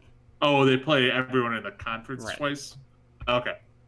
Which, again, then it doesn't truly matter all that much what division you're in. It matters more for, well, home stands and all that fun stuff. Like, still to right now, all these, you know, they're like, okay, well, we're going to do, this team has 3 home stands. This one has 5. These teams have 2. And I'm just like, just give me the schedule on a piece of paper, and I will understand it way better than you just writing it out in, you know, paragraph form. All right, well, fortunately for us, like, we won't have to wait long on that. So, outside of the divisions, we have a couple of other updates. So, for one, the schedule is going to look very differently. So for starters, the league is going to be running 2 separate local events simultaneously throughout the season. So we have the season for the 2020 season, that being Season 3, of course, running from February through August. Now, as you mentioned, like, each team is going to get to serve as a host and will host a minimum of 2 local weekend events. Upwards of 5. I know, you know, Dallas said that they were going to have 5. I know there were a couple other teams as well. I think Washington was another one that were at the max. Yeah, I think Washington was having 5. I can't remember who else. There was another team that had 5. It might have been Guangzhou, if I'm not mistaken. We'll double check on that later. But basically, you know, just like the home stands, the host team is responsible for selecting and operating the venue, while you have the league handling all of the broadcasting and all of that. So we have Season 3, featuring 52 homestand weekend events, hosted throughout the globe. So everyone will have a turn to be at a home venue throughout the season, as opposed to just having 4, like we do in this current year. And the thing that, like, kind of, like, confuses me is this part where it says, like, while each team gets to host 2 homestands, each division will host 3 additional regular season events in their home territories. Like, that to me just sounds confusing when you break it out like that. So, like, which are the teams for each division that are going to suddenly get these other, like, homestands over the others? Are they just going to go to, like, what they feel like is a proven market? For example, like Dallas having 5, you know? And that's the thing is they're not all going to be in Dallas. That's the right. funky thing about this is, like they said, the Dallas, they're gonna have the 2 homestands, I think, at the arena that they had before, but then they said the other 3 are gonna be around Texas. So they're not going to necessarily be in Dallas. Mhm. They're probably going to be traveling around. It's just like, this is why it's so flippin' confusing. Like, they're not even playing in the same arena or anything like that. Nobody has built an actual arena yet. Now, I know Philadelphia is building one for sure. Dallas And was I as know- well. Yep, and the Spark are building one for sure. Those are the only 3 I know for a fact that are building their actual own arenas. And it's important to note, like, this is even going back to last season, the Valiant are the only team that have a home venue, like, done, like, ready. And I'm pretty sure that was, like, the Microsoft Theater, if I'm not mistaken. And that's going back a long way, and that's one of the primary reasons why they were, one of the first selected home markets to get, one of the homestand events for this current season that we're in. Yes, the Kit Kat Challenge. Such a stupid name. So does that mean when you win, you just take both? Like, all of the Kit Kats? Like, you don't get to snap it apart? Like, what's at stake here? So, do you think when, like, you're looking at the stage on the left side, they're gonna have the left side Kit Kat? And, no, that's Twix. Never mind. I was just like, what are you going on about? No, yeah, I was thinking the left and right Twix. Ignore my stupid candy talk. But yeah, no, this is gonna be interesting. Like, I even, all right, and I could be 100% wrong, even though I don't think I am, because I'm Ednar and I'm never wrong. Ha! I even want to say, like, they were talking about doing like a homestand in Amsterdam, in Europe. And I'm like, a homestand for who? Like, there's Paris and London. Why are you playing in Amsterdam? I get you'd be playing in, like, in Europe, but, like, why? What's up with that? Just sounds like an accident waiting to happen. Right? Then again, I mean, they're technically already in California, so, I mean... Yeah, it's legal in California, too. It's not that much of a stretch. Like, I mean, in Amsterdam, there's way worse stuff there. Not first-hand experience at all. Let's just get that out of the way right now. All right, we're gonna move on. All right, incriminate myself. Okay, so moving on, there are no changes to the amount of matches being played. We'll still keep that 28 matches throughout the season.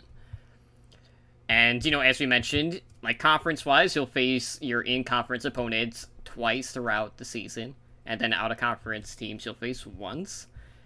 And here's the big one, or one of them. The schedule itself is going to change. We're only playing on the weekends. So all regular season matches will be played on the weekends. And they will be optimized time-wise for local markets. And this is going to be the interesting thing, Ed. So as content creators, you and I still tend to try to watch as much as humanly possible. Regardless of if it's our favorite team or not, we try to consume the content. And, moving forward, like, there might be some changes based on what matches we're covering, what teams we're following, because of the fact that so much of what we're going to be able to watch is going to be based on VODs or, with the Overwatch League viewer and things like that. So we'll have a better idea of how we're going to handle that in the future, but that is something to keep in mind moving forward. But, you're going to have times, like, if you're a Dynasty fan, that chances are, like, I'll use, like, Contenders Korea for an example. Those matches typically start at 4 a.m., 5 a.m. Central Time. Very good chance that will be the same case for the Seoul Dynasty matches. And I know I am sure as hell not waking up before work to watch basically 2 maps before work, and then watching the rest after. I'm just gonna watch the whole thing after, and then just skip through all of the BS in between. Yeah, but like, yeah, it's Yeah, keep going. Yeah, it's one of those things. Like, so many of our Overwatch League podcast friends all record on the same day. Like, most of them record Mondays. But with the matches happening on Saturday and Sunday, maybe we'll see some shifts in that regard as well. But you know what? That frees up more time, and on top of that, now my movie nights don't impact my Overwatch League viewing for the regular season. So there's that. So, like, I'm set. Yeah, because that's what matters the most. Totem's movie nights. Like, all right, it's awesome that they went down. Like, all right, when they were doing Thursday, Fridays, Saturday, Sundays, these past few stages, that even in itself is a lot. Yeah, that basically meant, like, for me, like, I have Overwatch. Yeah, the like, entirety of the week. So, like, if you're a diehard Overwatch League fan, you like you said, your Thursday nights, Friday nights, Saturdays, and Sundays are taking, are planned. Condensing it down to 2 days is smart. I like this. It frees up my Thursdays and Fridays to not be like, okay, I need to go home and watch Overwatch League or do stuff like that. The time frame of all of it, like you said, with the teams over in Korea or China, sucks for us. It really does. But we'll survive through VODs and stuff like that, and you're gonna get more localized viewing than you are like overall viewing. Like, you're gonna get more viewership from Europe when London and Paris are playing over in Europe. You just are. So I think from their point of view, this will all work out for them to be about the same in the end when they take into account all the viewership. Maybe even more viewership than what is now, because like we've talked about, China and South Korea, they have been dealing with not being able to watch any of these matches for 2 seasons now. Now they're going to be able to actually watch them in their own time, and those are just as big of markets as North America. Really, like, China's is just as big of a China's a bigger market than NA. So that's going to be good, and it allows for people to play the game more. It's great for the players, because then the players who want to earn more money streaming Overwatch can actually stream more, instead of, okay, I'm not allowed to stream Thursday, Friday, Saturday, Sunday. It will probably cut down on some of the practice time required, because you can't have practice time on Thursdays and Fridays because you've got matches Thursdays and Fridays. Like, so on and so forth. Like, all that stuff will cut back on the travel time, the stress on the players. I think it will work out in the end. It's just getting used to it off the bat is what the problem is going to be for everyone. So people are going to moan, complain, all that stuff. Just, it's the internet. It's what they do. But in 2 months into, when it goes, like, 2 months into season 3, nobody's going to even think twice about it. They're just going to get into their routine, and it's going to be fine. So we'll just have to work past that. Right. Now, the full schedule for Season 3 is due out next month. And we're going to have tickets actually going on sale shortly thereafter. Now, a couple of other things, like the mid-season All-Stars event is still going to remain intact. What's not going to remain intact, and this is the one that is definitely the most eyebrow-raising thing and probably the most controversial trait, and that is the fact that the 2020 season is not being split into stages, aka stage playoffs are completely gone. So let's reflect really quick on what this basically means. So that means, like, we'll use this season example. That Vancouver Titans Shock, like, rivalry, which was born, never would have existed. Shanghai's magical run beating the top 3 teams never would have happened. Like, there are so many storylines that organically grow just due to the environment of the stage playoffs, and now we're just not going to get that. And I know a lot of people are just confused about why that is. Now, like, they've tried to say, like, oh, well, we'll have more incentive when it comes to, like, the All-Star event. But just, like, really, like, when you look at All-Star events, do they truly matter? Like, what incentives do the players have? Because more times than not, like, we always talk about the state of mental health with the players. And there are a lot of times when the players either don't want to compete in the All-Star event, or they don't want to compete in the World Cup. And while we might have more money coming in just due to the localization aspect and going to home venues, and maybe that will mean we'll have bigger pools at the end of the season, it's going to, like, make, like, these, like, key turnarounds from, like, an 0-7 team to being a playoff team between, like, a stage. Like, with the Valiant, for example. Just not be able to come to fruition because it's all about how the team does throughout the entirety of the 28 matches as opposed to smaller snippets. Okay, we're gonna get real close to the mic and whisper something. This is professional sports. Right. Suck it up and deal with it. I'm sorry. The people complaining about not having stage playoffs or not having breaks, this is gonna annoy people. Shut up. Like, this is a professional sport. If you don't want to consider it a professional sport, then go right ahead. Ask for your breaks between stages. Ask for your time off. Ask for stage playoffs. But if you want to be considered a professional sport, which I believe Overwatch League is a professional sport, you're watching the best players in the world compete against each other for money. Like, that is what, professional sports are. They don't get, stage playoffs in any other sport. They don't get, weeks off at a time in the middle of the season. That just doesn't happen. The baseball, you get a week off in the middle of the season for the All-Star game. Right. But if you play in the All-Star game, you don't get any time off.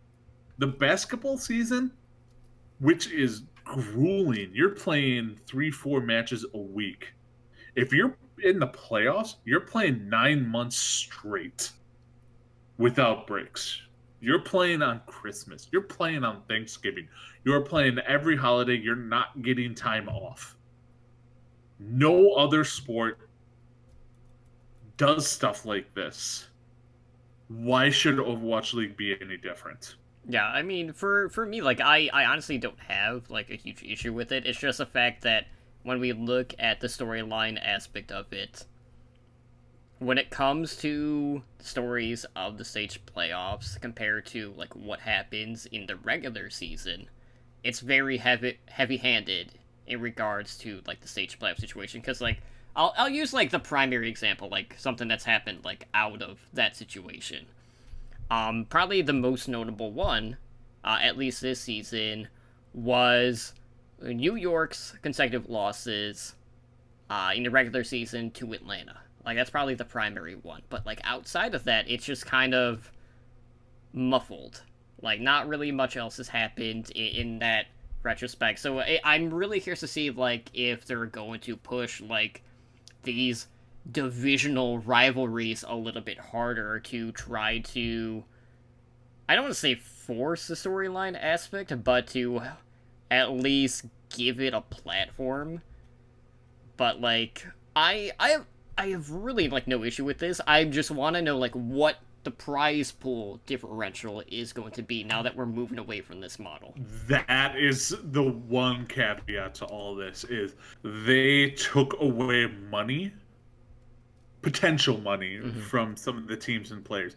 How are they going to add that back in? Now, you asked about what incentives will they have to play the All-Star game? Money. You know, the perfect example. Home run derby for the Major League Baseball. 6 of the 8 competitors, if they would have won, would have doubled their yearly salary just by winning the home run derby. Mm-hmm. That is why they did it. They won in baseball. They won $1 million for winning the home run derby. And the guy who won it, Pete Alonso, his salary was $500,000 for the year. So he doubled his salary by playing in the home run derby when he could have had the week off. Mm-hmm. But he made $1 million instead. Do you feel like if Overwatch League uses that model that they would only do it specifically for the All-Star game itself, or do you feel like they would do it kind of like at each thing where like they would do it for like the Widow 1v1 where like the top performer they would really get it? could. You could stagger it a little. Mm-hmm. Obviously, I don't think you would give as much money to the 1v1s as you would to the All-Star game. Right. So, like, what you can do is, and I'm just throwing out numbers here. So, like, don't take this. It's each person on the winning team in the All-Star team gets $10,000 each. Each losing member of each member of the losing team gets $2,500. The winner of the Widow 1v1 wins $2,500. All the losers win $1,000. Mm-hmm. And you do stuff like that. That will motivate these players to want to participate to the All-Star game. Instead of just saying, screw it, I'm not going to play. I want to have my week off.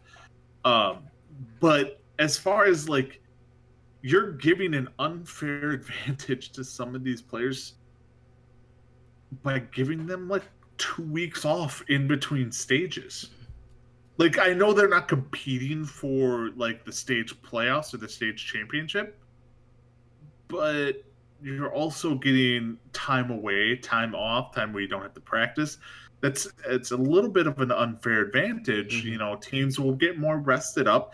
You take that away from them.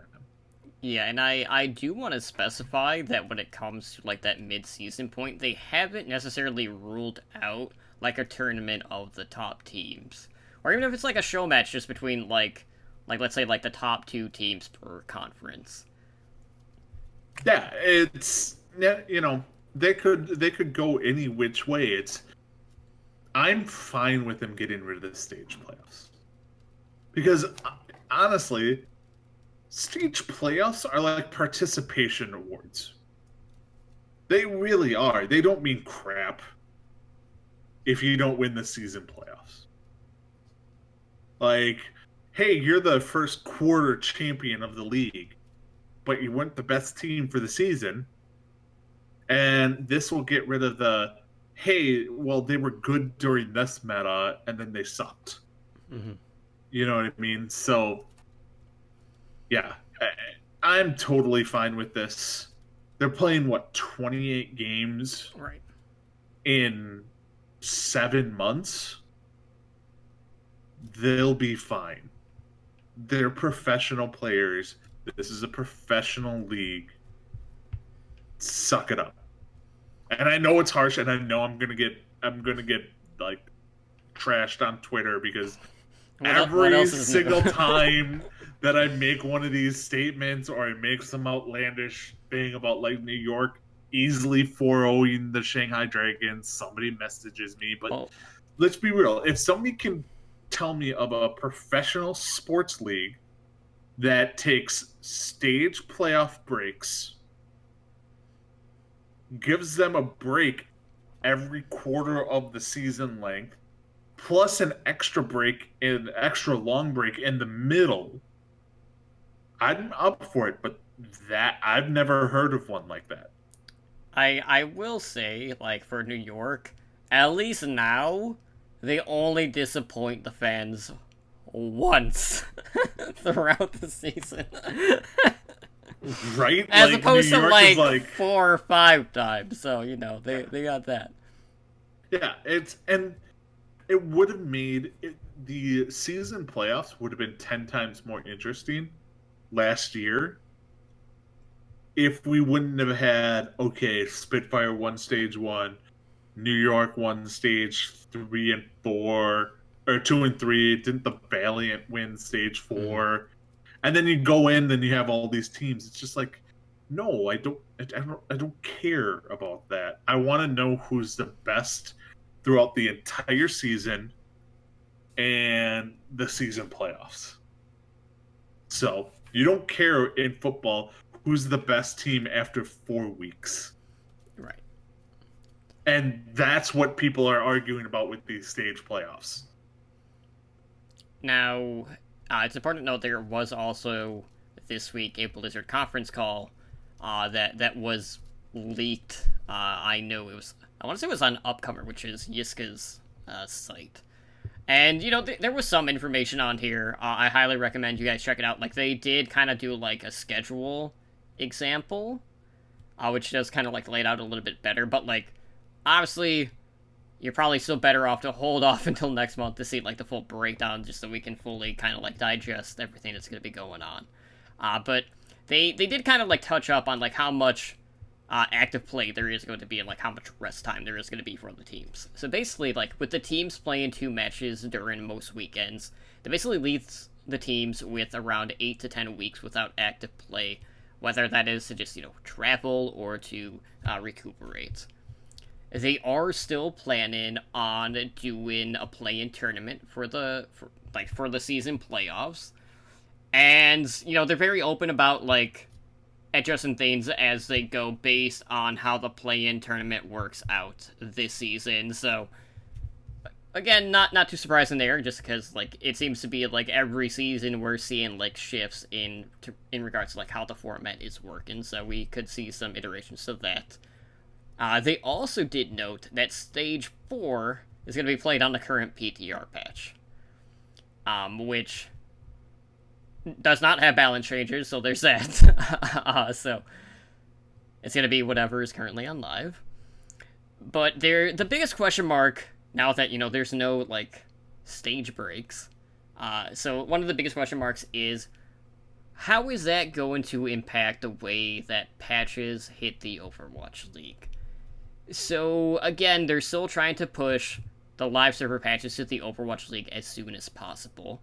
So they're kind of like looking at 2 to 3 weeks of additional testing when a patch goes live to the Overwatch League. So based on that, the league is currently expecting these changes to come in between 6 to 8 week intervals throughout the season. So that's definitely going to be a curious one. I want to see, like, how that's going to impact teams. Like, because you have to figure, like, some of those teams are going to probably be traveling, like, in those weeks, but, like, there's really no way around that since there aren't any, like, official breaks for all of the teams outside of, you know, kind of like the All-Star break.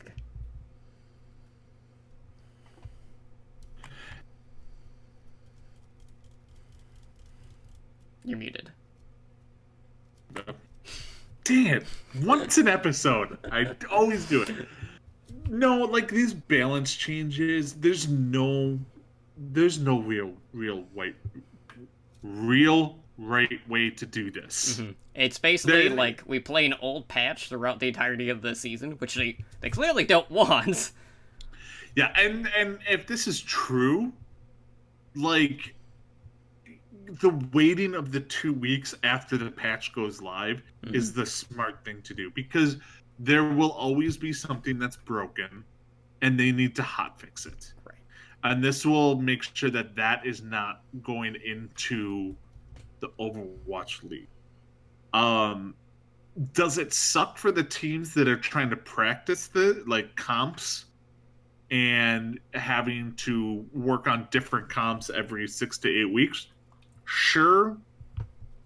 Does it bother me in the slightest that they have to practice a little more or practice a little differently? Not even remotely. Mm-hmm. Like I made the argument before, they're professionals. They should be practicing this kind of stuff.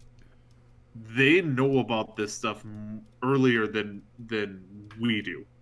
Like, they tell these teams about changes that are coming before the public knows about it. So they can start working on it, start theorizing, start planning ahead, working out comps. That's why they have coaches like this. That's why, they have 8-hour, 9-hour practices every day and stuff like that. So I think the biggest thing is going to be them. They have to work it so it doesn't. Actually, no, that won't actually be an issue anymore. Because I was just thinking, like, they can't have it. I was thinking, I still have the stage playoff mentality. And I'm like, no, they don't have to worry about it, which is great. That they don't have to worry about any of the stage playoffs. They only have to worry about not releasing, like, a new update, I think, when the season playoffs start. Mm-hmm. You know what I mean? Like, have the season playoffs be on something totally different than the rest of the season.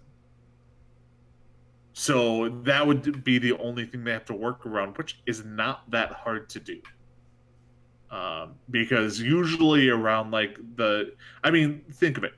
When's the last time we had a major patch or a major new hero? Right. I mean, the last time we had, like, major balance changes was with, like, the Gatling gun McCree. Exactly. And that happened, what, a month or so ago? And by this new scheduling, they won't even have the playoffs till August. So that would be 2 months with, like, the most recent big patch, which is plenty of time for a team to get adjusted. The only other thing that they have to worry about is possibly a new hero. If they're going to be going to August, the character would be released mid-July on PTR, live beginning of August, 2 weeks later. They could just exclude it, which I'd be fine with, but that's the only thing they really have to keep an eye out for. Right on. So, I mean, outside of that, the only other blurb of info we got was that the free agency window is expected to open in October. No other further details outside of that, though. But we'll have to wait until next month or towards the end of August to get the full schedule, so we can have a closer look at how everything is gonna get broken down between the divisions and who's hosting the homestands when. But for me, like, it's one of those things. Like, if we're having simultaneous casts, like, and obviously, like, a lot of us watch a ton of football. Like, we have, like, the NFL Red Zone. Like, I'm curious to see whether or not Overwatch is ever going to get something to that extent, whether it's tied into, like, the All Access Pass or things like that. But I would not be surprised to see just an overall increase for, like, content specific to be team specific, division specific, conference specific, or just an overall recap type shows moving forward. Mm-hmm. So I'm really curious to see where the trajectory and direction is going to go for just the content creators out there, because these changes to the overall format can definitely sway a lot of the viewership and how people are going to go into watching the Overwatch League moving forward. But yeah, I was gonna say, and, like, I know me and you will probably still concentrate on covering all teams. Mm-hmm. Although I feel like we're gonna probably go less in depth with some of these Korean Chinese teams, because just like we may not be able to watch all their matches every week on VODs, because we would have to watch them Mondays and Tuesdays. And we record another show on Tuesdays, so it would have to be Monday. But you recorded another show on Monday. Like, it's going to be harder. Bob mentioned last night on OWL by the Numbers that, OWL Recap is probably going to just talk about Western teams, because they won't be able to watch any of the, Korean Chinese teams. Like, mm-hmm. We're going to definitely see more division specific podcast focus. Right. But we talked for like 3 hours anyway, so I'm sure we'll get it in. I mean, we're already We're getting close to the 3 hour We're almost there. But anyways, guys, we are getting to that point. I know, like, I'm sweating bullets in here. It's humid in my room. So I have the air on for like the majority of the show. yeah, mine's not on full blast, unfortunately. But anyways, we're gonna go ahead. We're gonna close out the show for tonight. So if you guys want to help us out, honestly, the best thing to do, whether you're a new listener or an old listener, is to leave us a review over on iTunes. We are always looking for insight on how we can make for a better listening experience for you guys. And of course, we do read the reviews on the podcast as well. Now, if you would like to find additional Overwatch-related content, be sure to check out Overwatch Recall. There you can find a podcast listing of Overwatch, Overwatch League, Path to Pro, Fantasy Overwatch League content over on our website. That would be at owlnshow.com/OWRecall. And every Sunday night, we do the episodic listings of all the prior week's episodes in podcast form. So if you want to stay up to date with that, probably the best thing to do is to either bookmark owlnshow.com/weeklyrecall, because there it's listed on the same page every week, or you can go ahead and follow Overwatch Recall on Twitter at OWRecall, or we have the third option of, just being in our Discord, where we have, like, the weekly recall posted there every week as well. My keyboard is randomly, like, hidden my caps lock, and I don't know how it's happening, and it's just very distracting. But anyways, if you guys want to support the network show, our podcast network, you can do so a number of ways. You can throw us your Twitch Prime subs over on Twitch if you are one of our live viewers. And, hopefully you remember every month. Or you can throw, like, a normal, Twitch sub at us. Those are good, too. And then, of course, we have our Patreon at patreon.com/OWLnetwork. We have tiers starting at just $1 a month, so any sort of support that you guys throw our way is greatly appreciated. And, Ed, we have a new patron this week, so why don't you go ahead and do that before you let them know how they can contact us. All right, well, I'm giving a special shout-out to Kesha? There's no dollar signs, okay? But you know what? I'm calling you Kesha until you correct me. Which thank will be you. Special shout out to Kesha for becoming our newest patron. You brought it down. You brought it timber. You better move. You better run. So a special shout out to Kesha for becoming our newest patron, joining Blaze Bob, Brendan, Jay-Z, Owl. I excel at pronouncing names as well as my Chinese cities. Yeah. So, just get used to it by now. But so special shout out, thank you for becoming our newest Patreon. You can contact the show through email at hndoverwatch@gmail.com. We are on Twitter, and that is at hndoverwatch. We do have a website, and that is owlnshow.com, where we post all our power rankings, VODs, all that fun bajazzle. We do have a YouTube channel, youtube.com/Overwatch League Network. So go over there, check out our videos. You can see me take down Spider 1v1 Hammer, Torbjorn Hammer. I dominated. And then I dominated Totem in a Doomfist 1v1. Dominate? I don't know if that's the word I would use. Dominated. That was an absolute dominated shit show where neither one of us looked like we won. I gave you false hope. Yeah, okay. Before I dominated. See, Ed talks a big game, even though he knows he's a trash Doomfist player. And I'm no better, so I already know. This is why I'm the Bren of podcasters. I talk so much shit, but I can never back it up. But I'm still going to continue to talk. Okay, hold on a second. The only time you back up is off the Acropolis. Oh, that was an ugly. Let's not talk about that. All right, so you can go check that out. You can join us on Discord at discord.me/OWLN show, where we talk a lot we just talk a lot. And then we are streaming presently live on Twitch at twitch.tv/OWL Show. We are a Twitch affiliate, so you can help support the show by subscribing to our channel and earn our network emoticon. Our podcast does stream pretty regularly. So Mondays at 7 p.m. Pacific, we have the Overwatch League Network that Totem and Spider do. On Tuesdays at 6 p.m. Pacific, we have OWL by the Numbers, which me, Totem, Blazing Bob, and Ramses do. That's our fantasy show. And then this show, obviously, Heroes Never Die, airs Wednesdays at 5 p.m. Pacific.